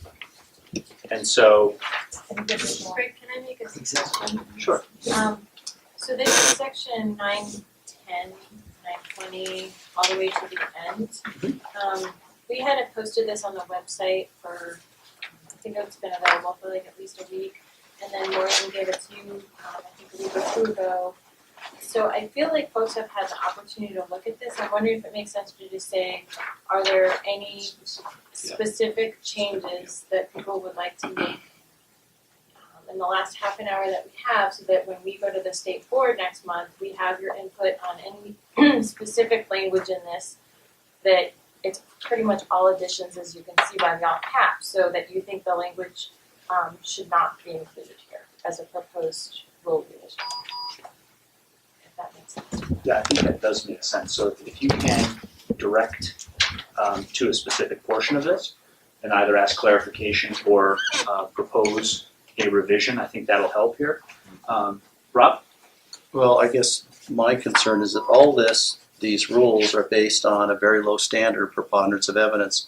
We still don't know what that means. It's not in statute. We don't know what the criteria are. We don't know what the elements are. It's left to be, it's subjective, and at times it can appear to be arbitrary and judgmental. So when you have 64 different counties looking at 64 different ways, you're never going to get the same outcome if you take a case that occurred in Weld County and then put it in El Paso County, the two teams might look at it completely different. So where's the standard for preponderance of evidence? An extremely low standard. It's based on, it's not based on evidence as you would find in a court hearing. So to substantiate somebody is a pretty harsh, well, some might consider it a very harsh thing to do, especially when you have a low standard of preponderance of evidence. There's no real sound definition of that, so we probably need a better definition of that. Because all this is based on preponderance of evidence.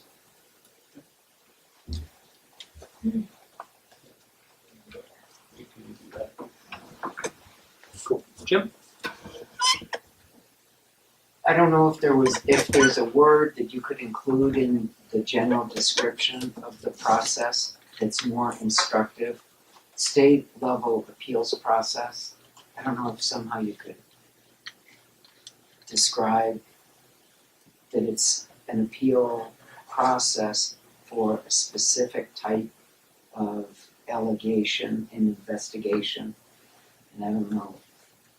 At-risk adults. Abuse and neglect of at-risk adults.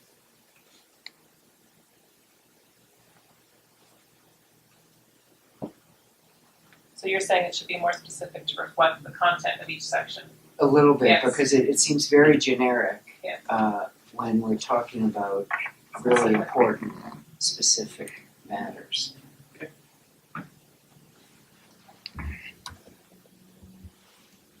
Yeah, I think what Maureen had said was abuse and neglect of at-risk adults as a potential suggestion. Appeals process with regard to or related to.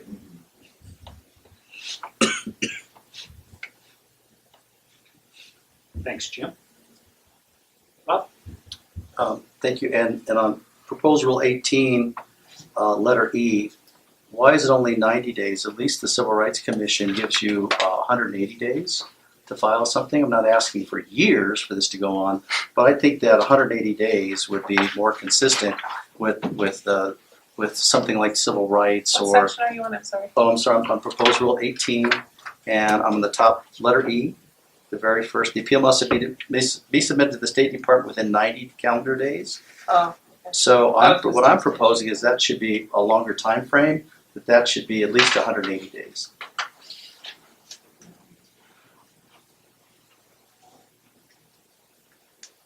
Because if someone needs to hire an attorney or find a resource, but and they may have trouble finding, what just happened, what do I do? And it's over the holidays. I mean, you've got a lot of missed days where they're trying to consult with counsel, and so you've just subtracted a lot of days from their ability to file an appeal.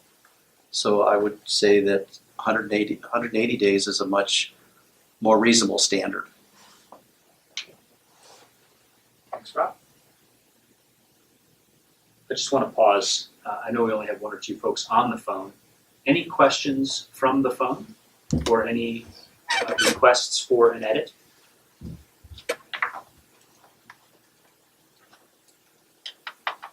Okay.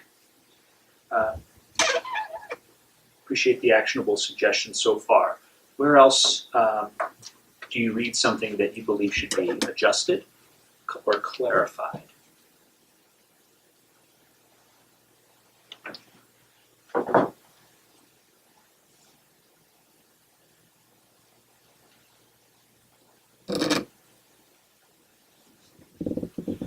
have that visual on the time periods now. It's hard to read all this text when you're not an attorney. One of the things about this is the text is the way in which the rules are written. What you're talking about is a graphic to illustrate to a layperson how things are implemented. I think that's a great recommendation. That in the practical aspect of passing rule and canonizing, if you will, these rules, there's a certain format that we follow, and that's what you're seeing. I understand. I'm kind of surprised that that wasn't created because I know they talked about it at the board. So that was back in February that they talked about it. So Yeah, and that's why we put our presentation on hold until April. to do the flow chart or Well, no, to prepare the presentation to the board and to give us more time to do the stakeholder engagement.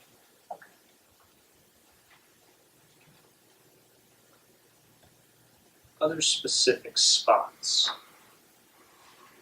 Rob? Page 20 at the very top, Mhm. letter L, the very bottom of the paragraph says fully execute settlement agreement or resolution of the appeal.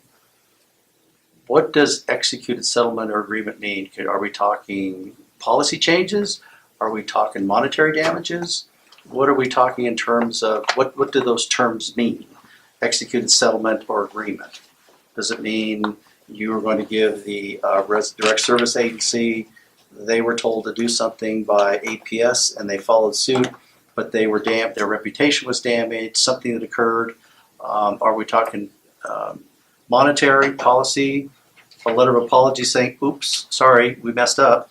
Or especially if it's found that, that it was rather egregious in nature, the finding was rather egregious in nature is my point. What does that mean?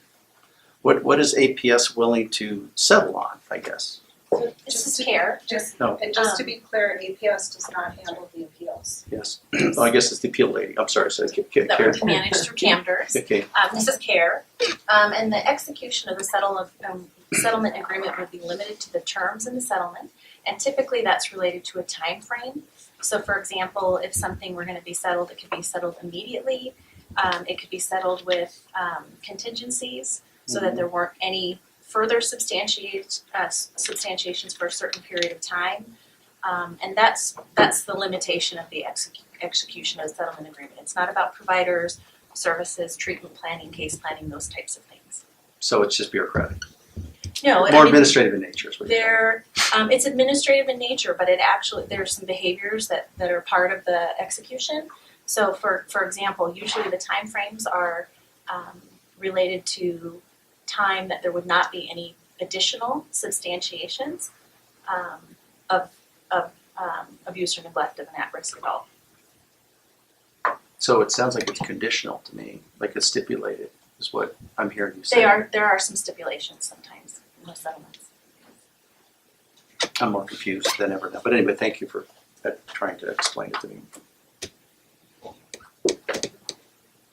Other specific spots where we need clarification or where you propose an edit.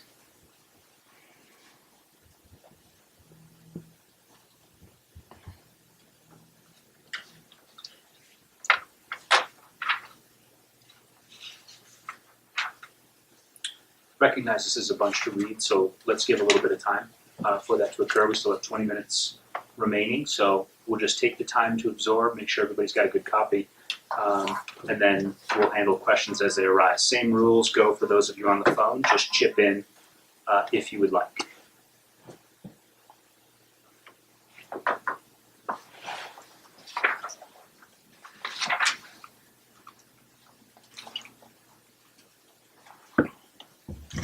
Rob. Back to proposed rule on page 17, where we're looking at the letter A, where we're saying it's to be mail, first class mail. A lot of times in statute, you'll see that it's to be sent certified mail.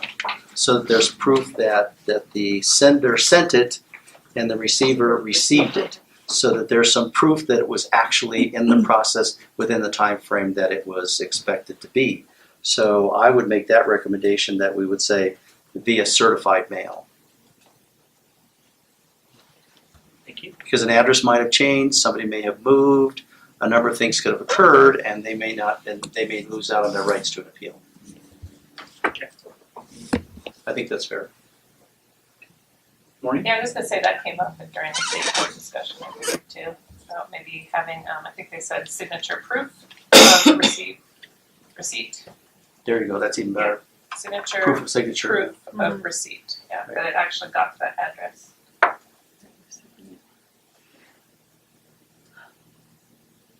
You utilize that term, type signature proof of receipt. Not sure if that's a proper term, but I can understand what it means. Thank you.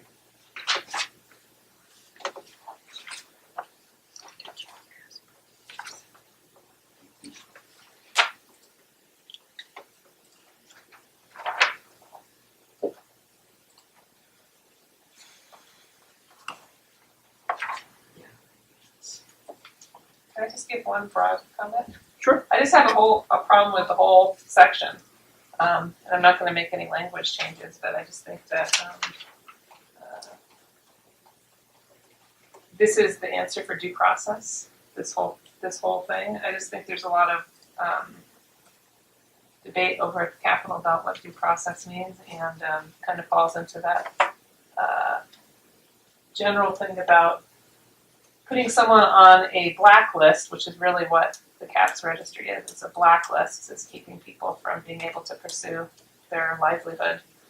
To do that based on a non-criminal investigation by people that have 5 days of training in a classroom and the rest is in the field, it's, I just don't think this is a good direction for our state to go. I think there's a lot of concerns here. And then on top of it, we're gonna do this without even notifying people when an investigation opens. I mean, I don't know, just the whole thing to me belongs in the trash can. The law.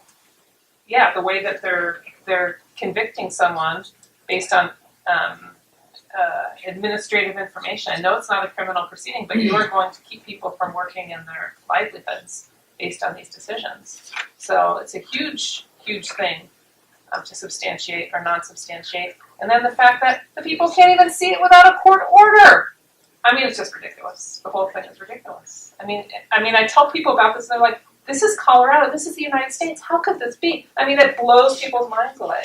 I was just over at the Capitol today, riding the elevators, talking to legislators about this, and they cannot believe it. So anyway, that's just my whole comment. It's not particular language, because I think everything, that whole section needs to be thrown out.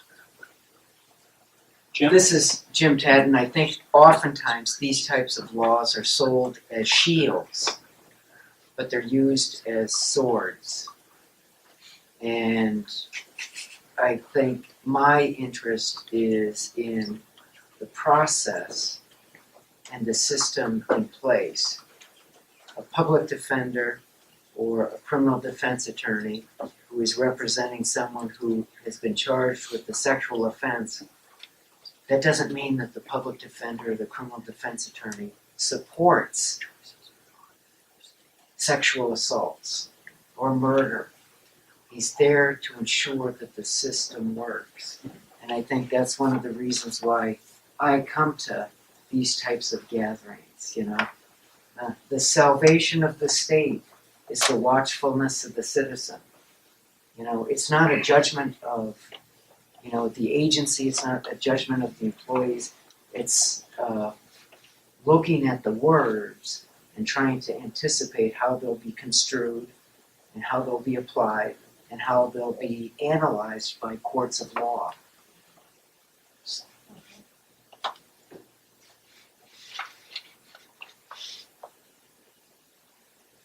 Maureen? Yeah, and I mean, I think that that's a great saying, used as a shield, or designed as a shield, or sold as a shield and used as a sword. I think that no one wants people at risk to be abused. No one wants them to get away with that. But I know that most of you got my newsletter, so I get to see who opens them. But the one thing I put at the top of my newsletter is, when the people fear the government, there's tyranny. When the government fears the people, there's liberty. And right now we're in a state in the community where people are fearful of APS when in fact we should be embracing APS as partners to safeguard our community. We need to change that paradigm. It needs to happen with us at the table. The fact that these rules that we're looking at today went through the subpack, and that's another question I had is who creates the rules for the subpack? That's something that I'd like to find out about, so maybe we can write that down. Who creates the rules for the subpack? Rules go to the subpack and they're voted on, and then they move to the pack and they're voted on, and then they go to the state board and they're voted on. During that flow, okay, there's only one person at the last stop at the state board who has a loved one with a disability. I'm not aware of anyone else in that process that is actually on the consumer side of the table. So basically you're creating rules, promulgating rules without including people at the table, and that to me is a real issue. We always have better outcomes when we are inclusive, when we ask people for their input, not at the very end when we're in the last 2 minutes of the football game. This is what it is right now. We're in the last 2 minutes of the football game before it gets to the state board. And to me, that's a real missed opportunity, Mark. I think that if you look at the Administrative Practice Act that's in statute, part of the obligation of a department is to include all the impacted stakeholders in the process. And I question this entire APS process because you have not included us until the last minute. And that includes also the providers, okay? I'll tell you what, the lobbyists for the Hospital Association, the home health agencies, all these people across the street, they're absolutely appalled at this. Absolutely appalled. So my question to you is, as a leader of this office within CDHS, is how do you propose breaking down that trust issue? How do you propose getting us to the table so that we can give input before the final 2 minutes? Is that just a message that you want us in the community to take, is that you're going to protect us and impose rules on us, and then we better just be thankful that you're protecting us, or do you want us to be at the table creating the rules? Because that's another issue. People are like, well, they didn't want us this whole time, and now they want us, and we have to be there at 5:30 on one day to do that rule packet, and if we miss it, we miss it. See, this is the thing that it needs to be about us together, and right now it's you and us, and that's wrong. And I brought that up at the subpack meeting too. And I've worked in a lot of systems, Mark. I've worked in school districts. We want to make a bridge, okay? And when I deal with administration in the school district and the special ed system, they all want to make this bridge, but they don't want to extend the olive branch. They don't want to extend inclusion. They don't want to extend having time with families. The best thing that I ever did in Cherry Creek, the special ed director told me that he should have paid me a consult fee, is he had a once-a-month coffee with families. He solved more problems in that once-a-month coffee where he sat down with his staff and, oh, there's a problem at that school, that's her school. Problem there, that's there. And he followed through, okay? And you know what? Parents talked about how their problems were solved by going to the director. Right now, there's not that level of communication and trust. So how are we going to get to that point? I think that's a bigger question than the actual language in this last section of the rule. And I don't know, I'd like to hear from the other stakeholders that are here. But that's just a real, we want this bridge. The state board, Ms. Tationout, who's wonderful, says, Maureen, work on trust in the community. That's your job, work on trust. Like, well, that's not only my job, it's everybody's job in this room. Everyone's jobs in the government is to build that trust. To put that just on me is really kind of unfair. So how do we get there? We need both sides to give and take. We need to be at the table. We need to be there at the beginning at the subpack. And those information, who's on the subpack, the minutes, the documents, I shouldn't have to cite statute to get those. Those should be available online, on a page, full transparency. What are you hiding? Nothing. Please come. Tell that to the public. Why are we complying with the minimum of rules? You said I'm complying with state rule. That's complying with the law. I don't need to do any more, Maureen. Let's do a little more. Build that trust. We've got some damage control to make up. So let's go a little further than the minimum. That's all I'm saying. I'm trying to be reasonable here because I do want to work. I know that we need APS. I know that we need CPS. I know that we need human services. But we need to do this together. That's all. That's the end of my spiel. This is Jim Tadd, and I would just add, I just don't share my concerns here. I share it in Boulder on Sunday afternoon before the 2 candidates for Boulder District Attorney, including a sitting representative. Hey, what is your definition of this? You know, what do you think of the rulemaking process that goes from A to Z, you know, based upon the statute that was passed in 2017? And they go, oh, all of a sudden, it's now an issue. The candidates for governor, these are the issues that I'm raising with them. Jim, what do you have an interest in? I really have an interest in the rights, the liberties of disabled adults. I'm really concerned about language related to mental illness and all that kind of stuff. I'm really concerned about, you know, the label of disabled, you know, unless you're in a wheelchair or drag your leg or wear a pirate's patch, are you disabled? You know? What if you don't understand a communication from a Denver police officer? And then he raps you over the head. Sorry. I kept saying, stop resisting, stop resisting. And he kept fighting. Come on. I mean, those are the things, the situations that I'm concerned with. You know, how one mistake is too big of a mistake, in my opinion. So, sorry to rant, Ray. Thanks, Rob? Well, I guess my question goes back to, I want to just add on to what Maureen had to say, is that what's the genesis of these rules? We have Peg Rogers. We don't. There's a lot of Peg Rogers. So your middle initial, we're not aware of what that is. Is it? So do you actually sit? And I don't mean to pick on Peg, but her name is on here. So does Peg just sit in her office and go tappity tap tap? Okay, House Bill 171284, and go back and forth and compare and write these rules, or is there a team that works with her and says, we've investigated these, or we've looked at these, and we've done our research, or is this really written by the Attorney General? Right, because at HCPF, you know, just to compare different departments that I work with, they actually have a meeting before the rules are introduced, and you sit down with the people that write the rules. I don't know if you know this, but they call it like a pre-introduction meeting, and I can go and say, why did you put that in there?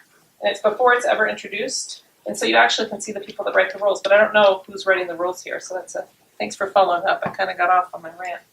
Because HCPF does the settings rules, and there's lots of stakeholder input. We're going to have another meeting on the Waiver and Votation Council, and here's the discussion points, and we'll be here for 2 hours, and public is advised, you know, and we're going to have discussion because this is important, and maybe because Centers for Medicaid Medicare Services is involved, but I know Mindy's jumping up to want to respond, so. Yeah, so I think what you're asking is, taking a step back, how did these rules get developed? Yes. And The what very was the genesis process of it, how does for it begin? inclusion? Yes. Right, okay, so to clarify, House Bill 1284 passed last legislative session. There were a number of stakeholders during the process of that bill where Hospital Association, right, the Alliance, other groups that reached out to us and gave us feedback as we were working on that bill. So we had a list of those stakeholders, those lobbyists, those individuals who had already expressed interest. And then in addition to that, we had groups like Disability Law Colorado, the ARCS, our Commission on Aging, Senior Lobby, different groups that would have a vested interest in rules like this. And so what we did was we provided information to them. We held a session in October. So Maureen, had we known about you and your interest in APS at that time, I would have included you on that list. So you don't publicly announce those lists because HCPF does. They post it and they put out a department announcement about upcoming meetings that you can go to. You don't do that here. It's a private invitation only. No, so anyone is welcome to attend that meeting, and I think we had it on the public meetings calendar. I'd have to double check, but I'm pretty sure it was on the public meetings calendar. And so the folks So it was all created in that group, or did someone come up with a draft first? No, so what I'm saying is, I'm sorry, I'm taking us way back, Yeah. right? Like before any drafts were even put on paper. And so we held a meeting then and said, here's what House Bill 1284 did. Here's the rules that are required. The department must, it says in statute, the department must develop rules on due process, on the CAPS check, et cetera. So before we start drafting those rules, are there any feedback or questions or, information that you'd like to provide us? So we gathered that information. We then Peg and her team drafted what would that look like on paper, got something on paper. They sent it to me, you know, And so we who's her vetted it. team? Who's her team? Is it attorneys or is it? No, so the two, well, actually, one of them wasn't here at the time, but her staff, so people who work for her on her staff. So we So are have, they attorneys or are they, I don't know what they they're are. APS specialists is their title. Okay. And so we drafted that, and then we, everything's in draft form at that point. We review it internally, all draft. If we have specific questions, we reach out to our Attorney General partners, ask them, you know, how would this work, that sort of thing. Then we engage counties because counties administer the APS program, and so it makes sense for them to provide us feedback on that. So the task group, the APS task group, the sub-PAC, and the PAC is the structure for getting county input. It's not the structure for getting other stakeholder input, it's simply the structure for getting county input. So we work through that process of working through them with the APS task group and then the sub-PAC and the PAC to get approval through that. And that simply means that's the county's recommendation to the department on what these, you know, rules should look like. And then, since you attended the December state board meeting, we were aware of additional stakeholders, you and others. So we provided additional opportunities for other folks to have input. So that's sort of the process that we use. And then, of course, before any rules go to the state board, there is an AG review. So that AG, before first reading, has an opportunity to say, oh yeah, that doesn't make sense, or that's not, you know, nothing. Legal. Legal, yeah. Kind of like the social security number that was looked through, I guess, when they reviewed it the first time. So no, that would be legal, it's not, because all the proposed rule said was that the APS caseworker should ask for it, so it would be legal for them to ask for it. Except our feedback was they were demanding it. And they were told Marie could. In practice, yeah. In practice, they were always saying it was already a rule and they had to have it.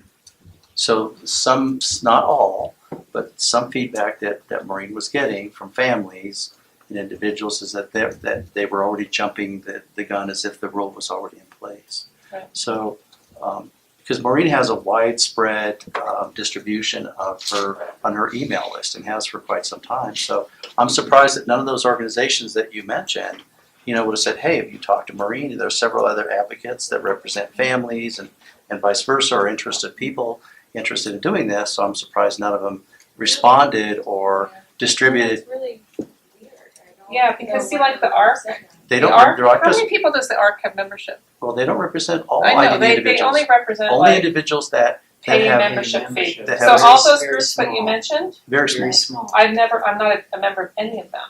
Right. So that's the thing, and we do have a listserv. There's a family listserv statewide Several that HIPCUP thousands. puts all kinds of stuff out, and nothing was on that listserv. It goes out to 4,000 families, parent to parent, through the Parent Resource Center, which is a federally mandated requirement of IDEA law.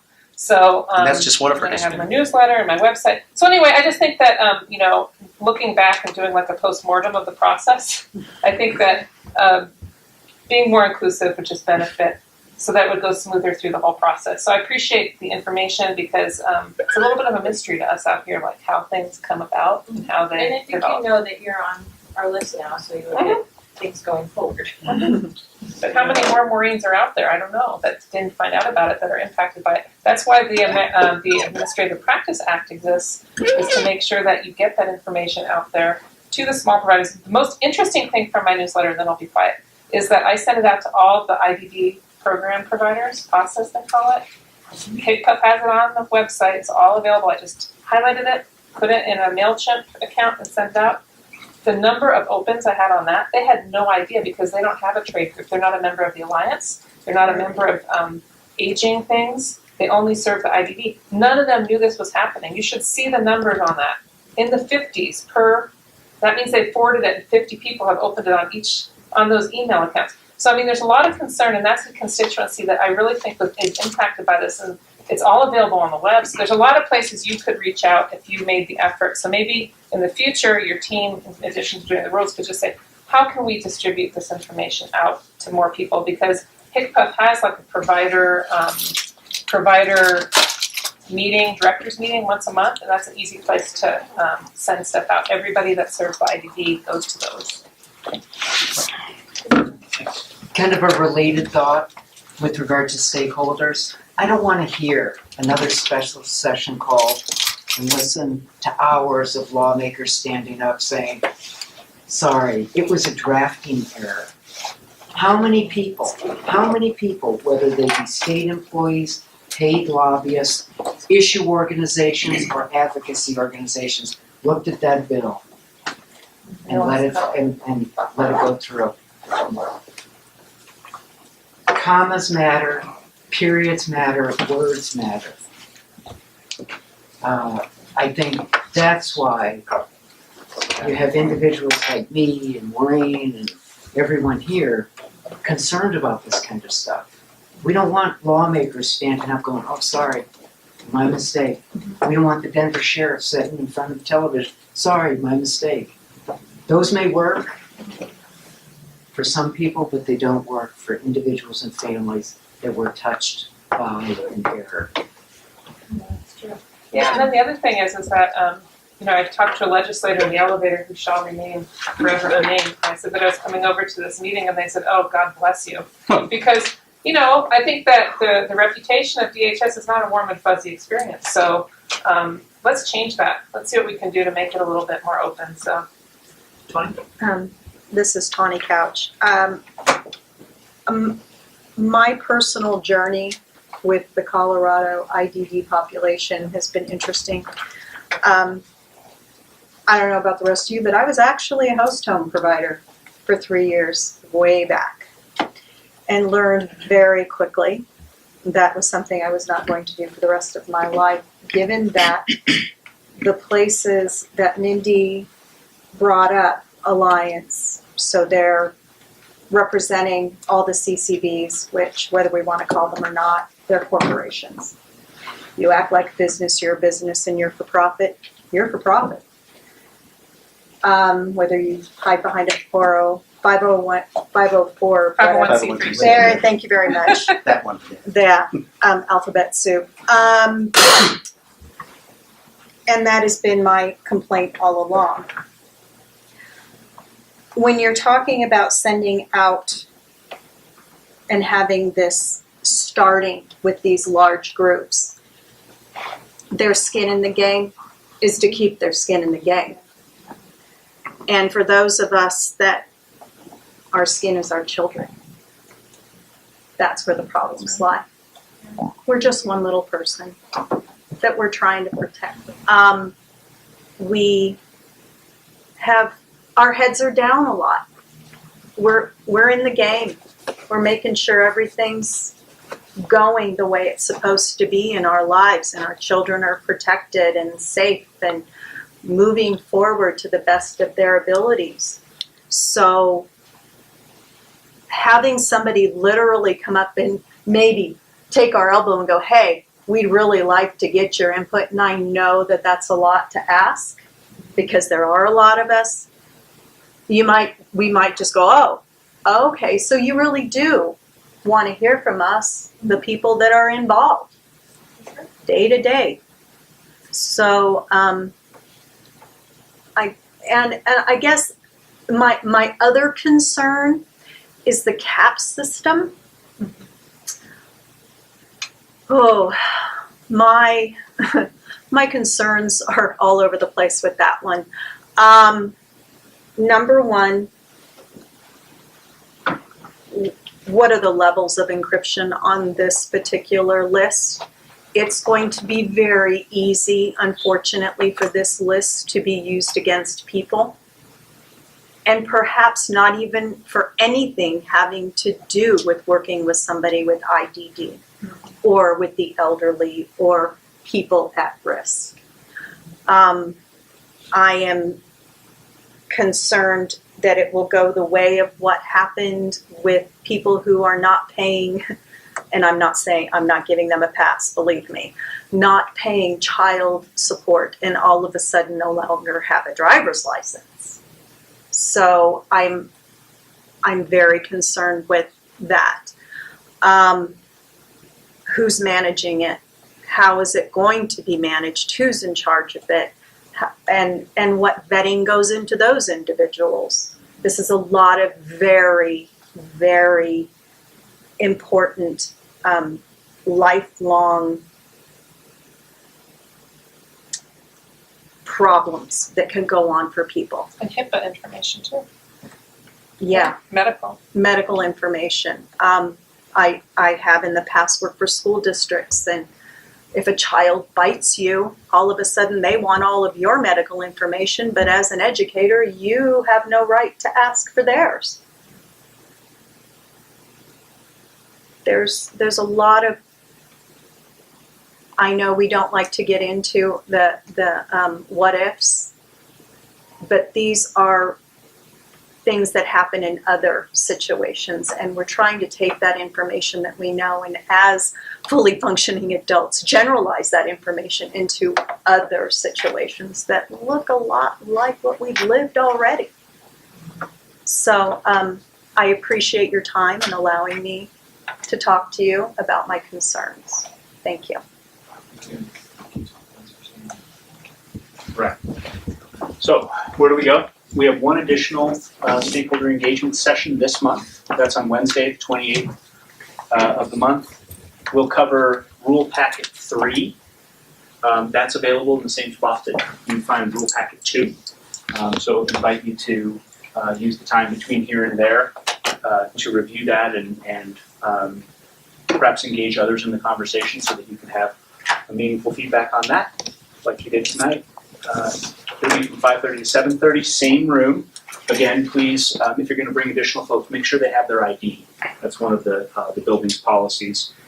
And then what comes later is CDHS takes that feedback from the stakeholder meetings and consider it along with the other feedback received through the other channels that we mentioned, and will finalize the proposed language and present that to the State Board of Human Services.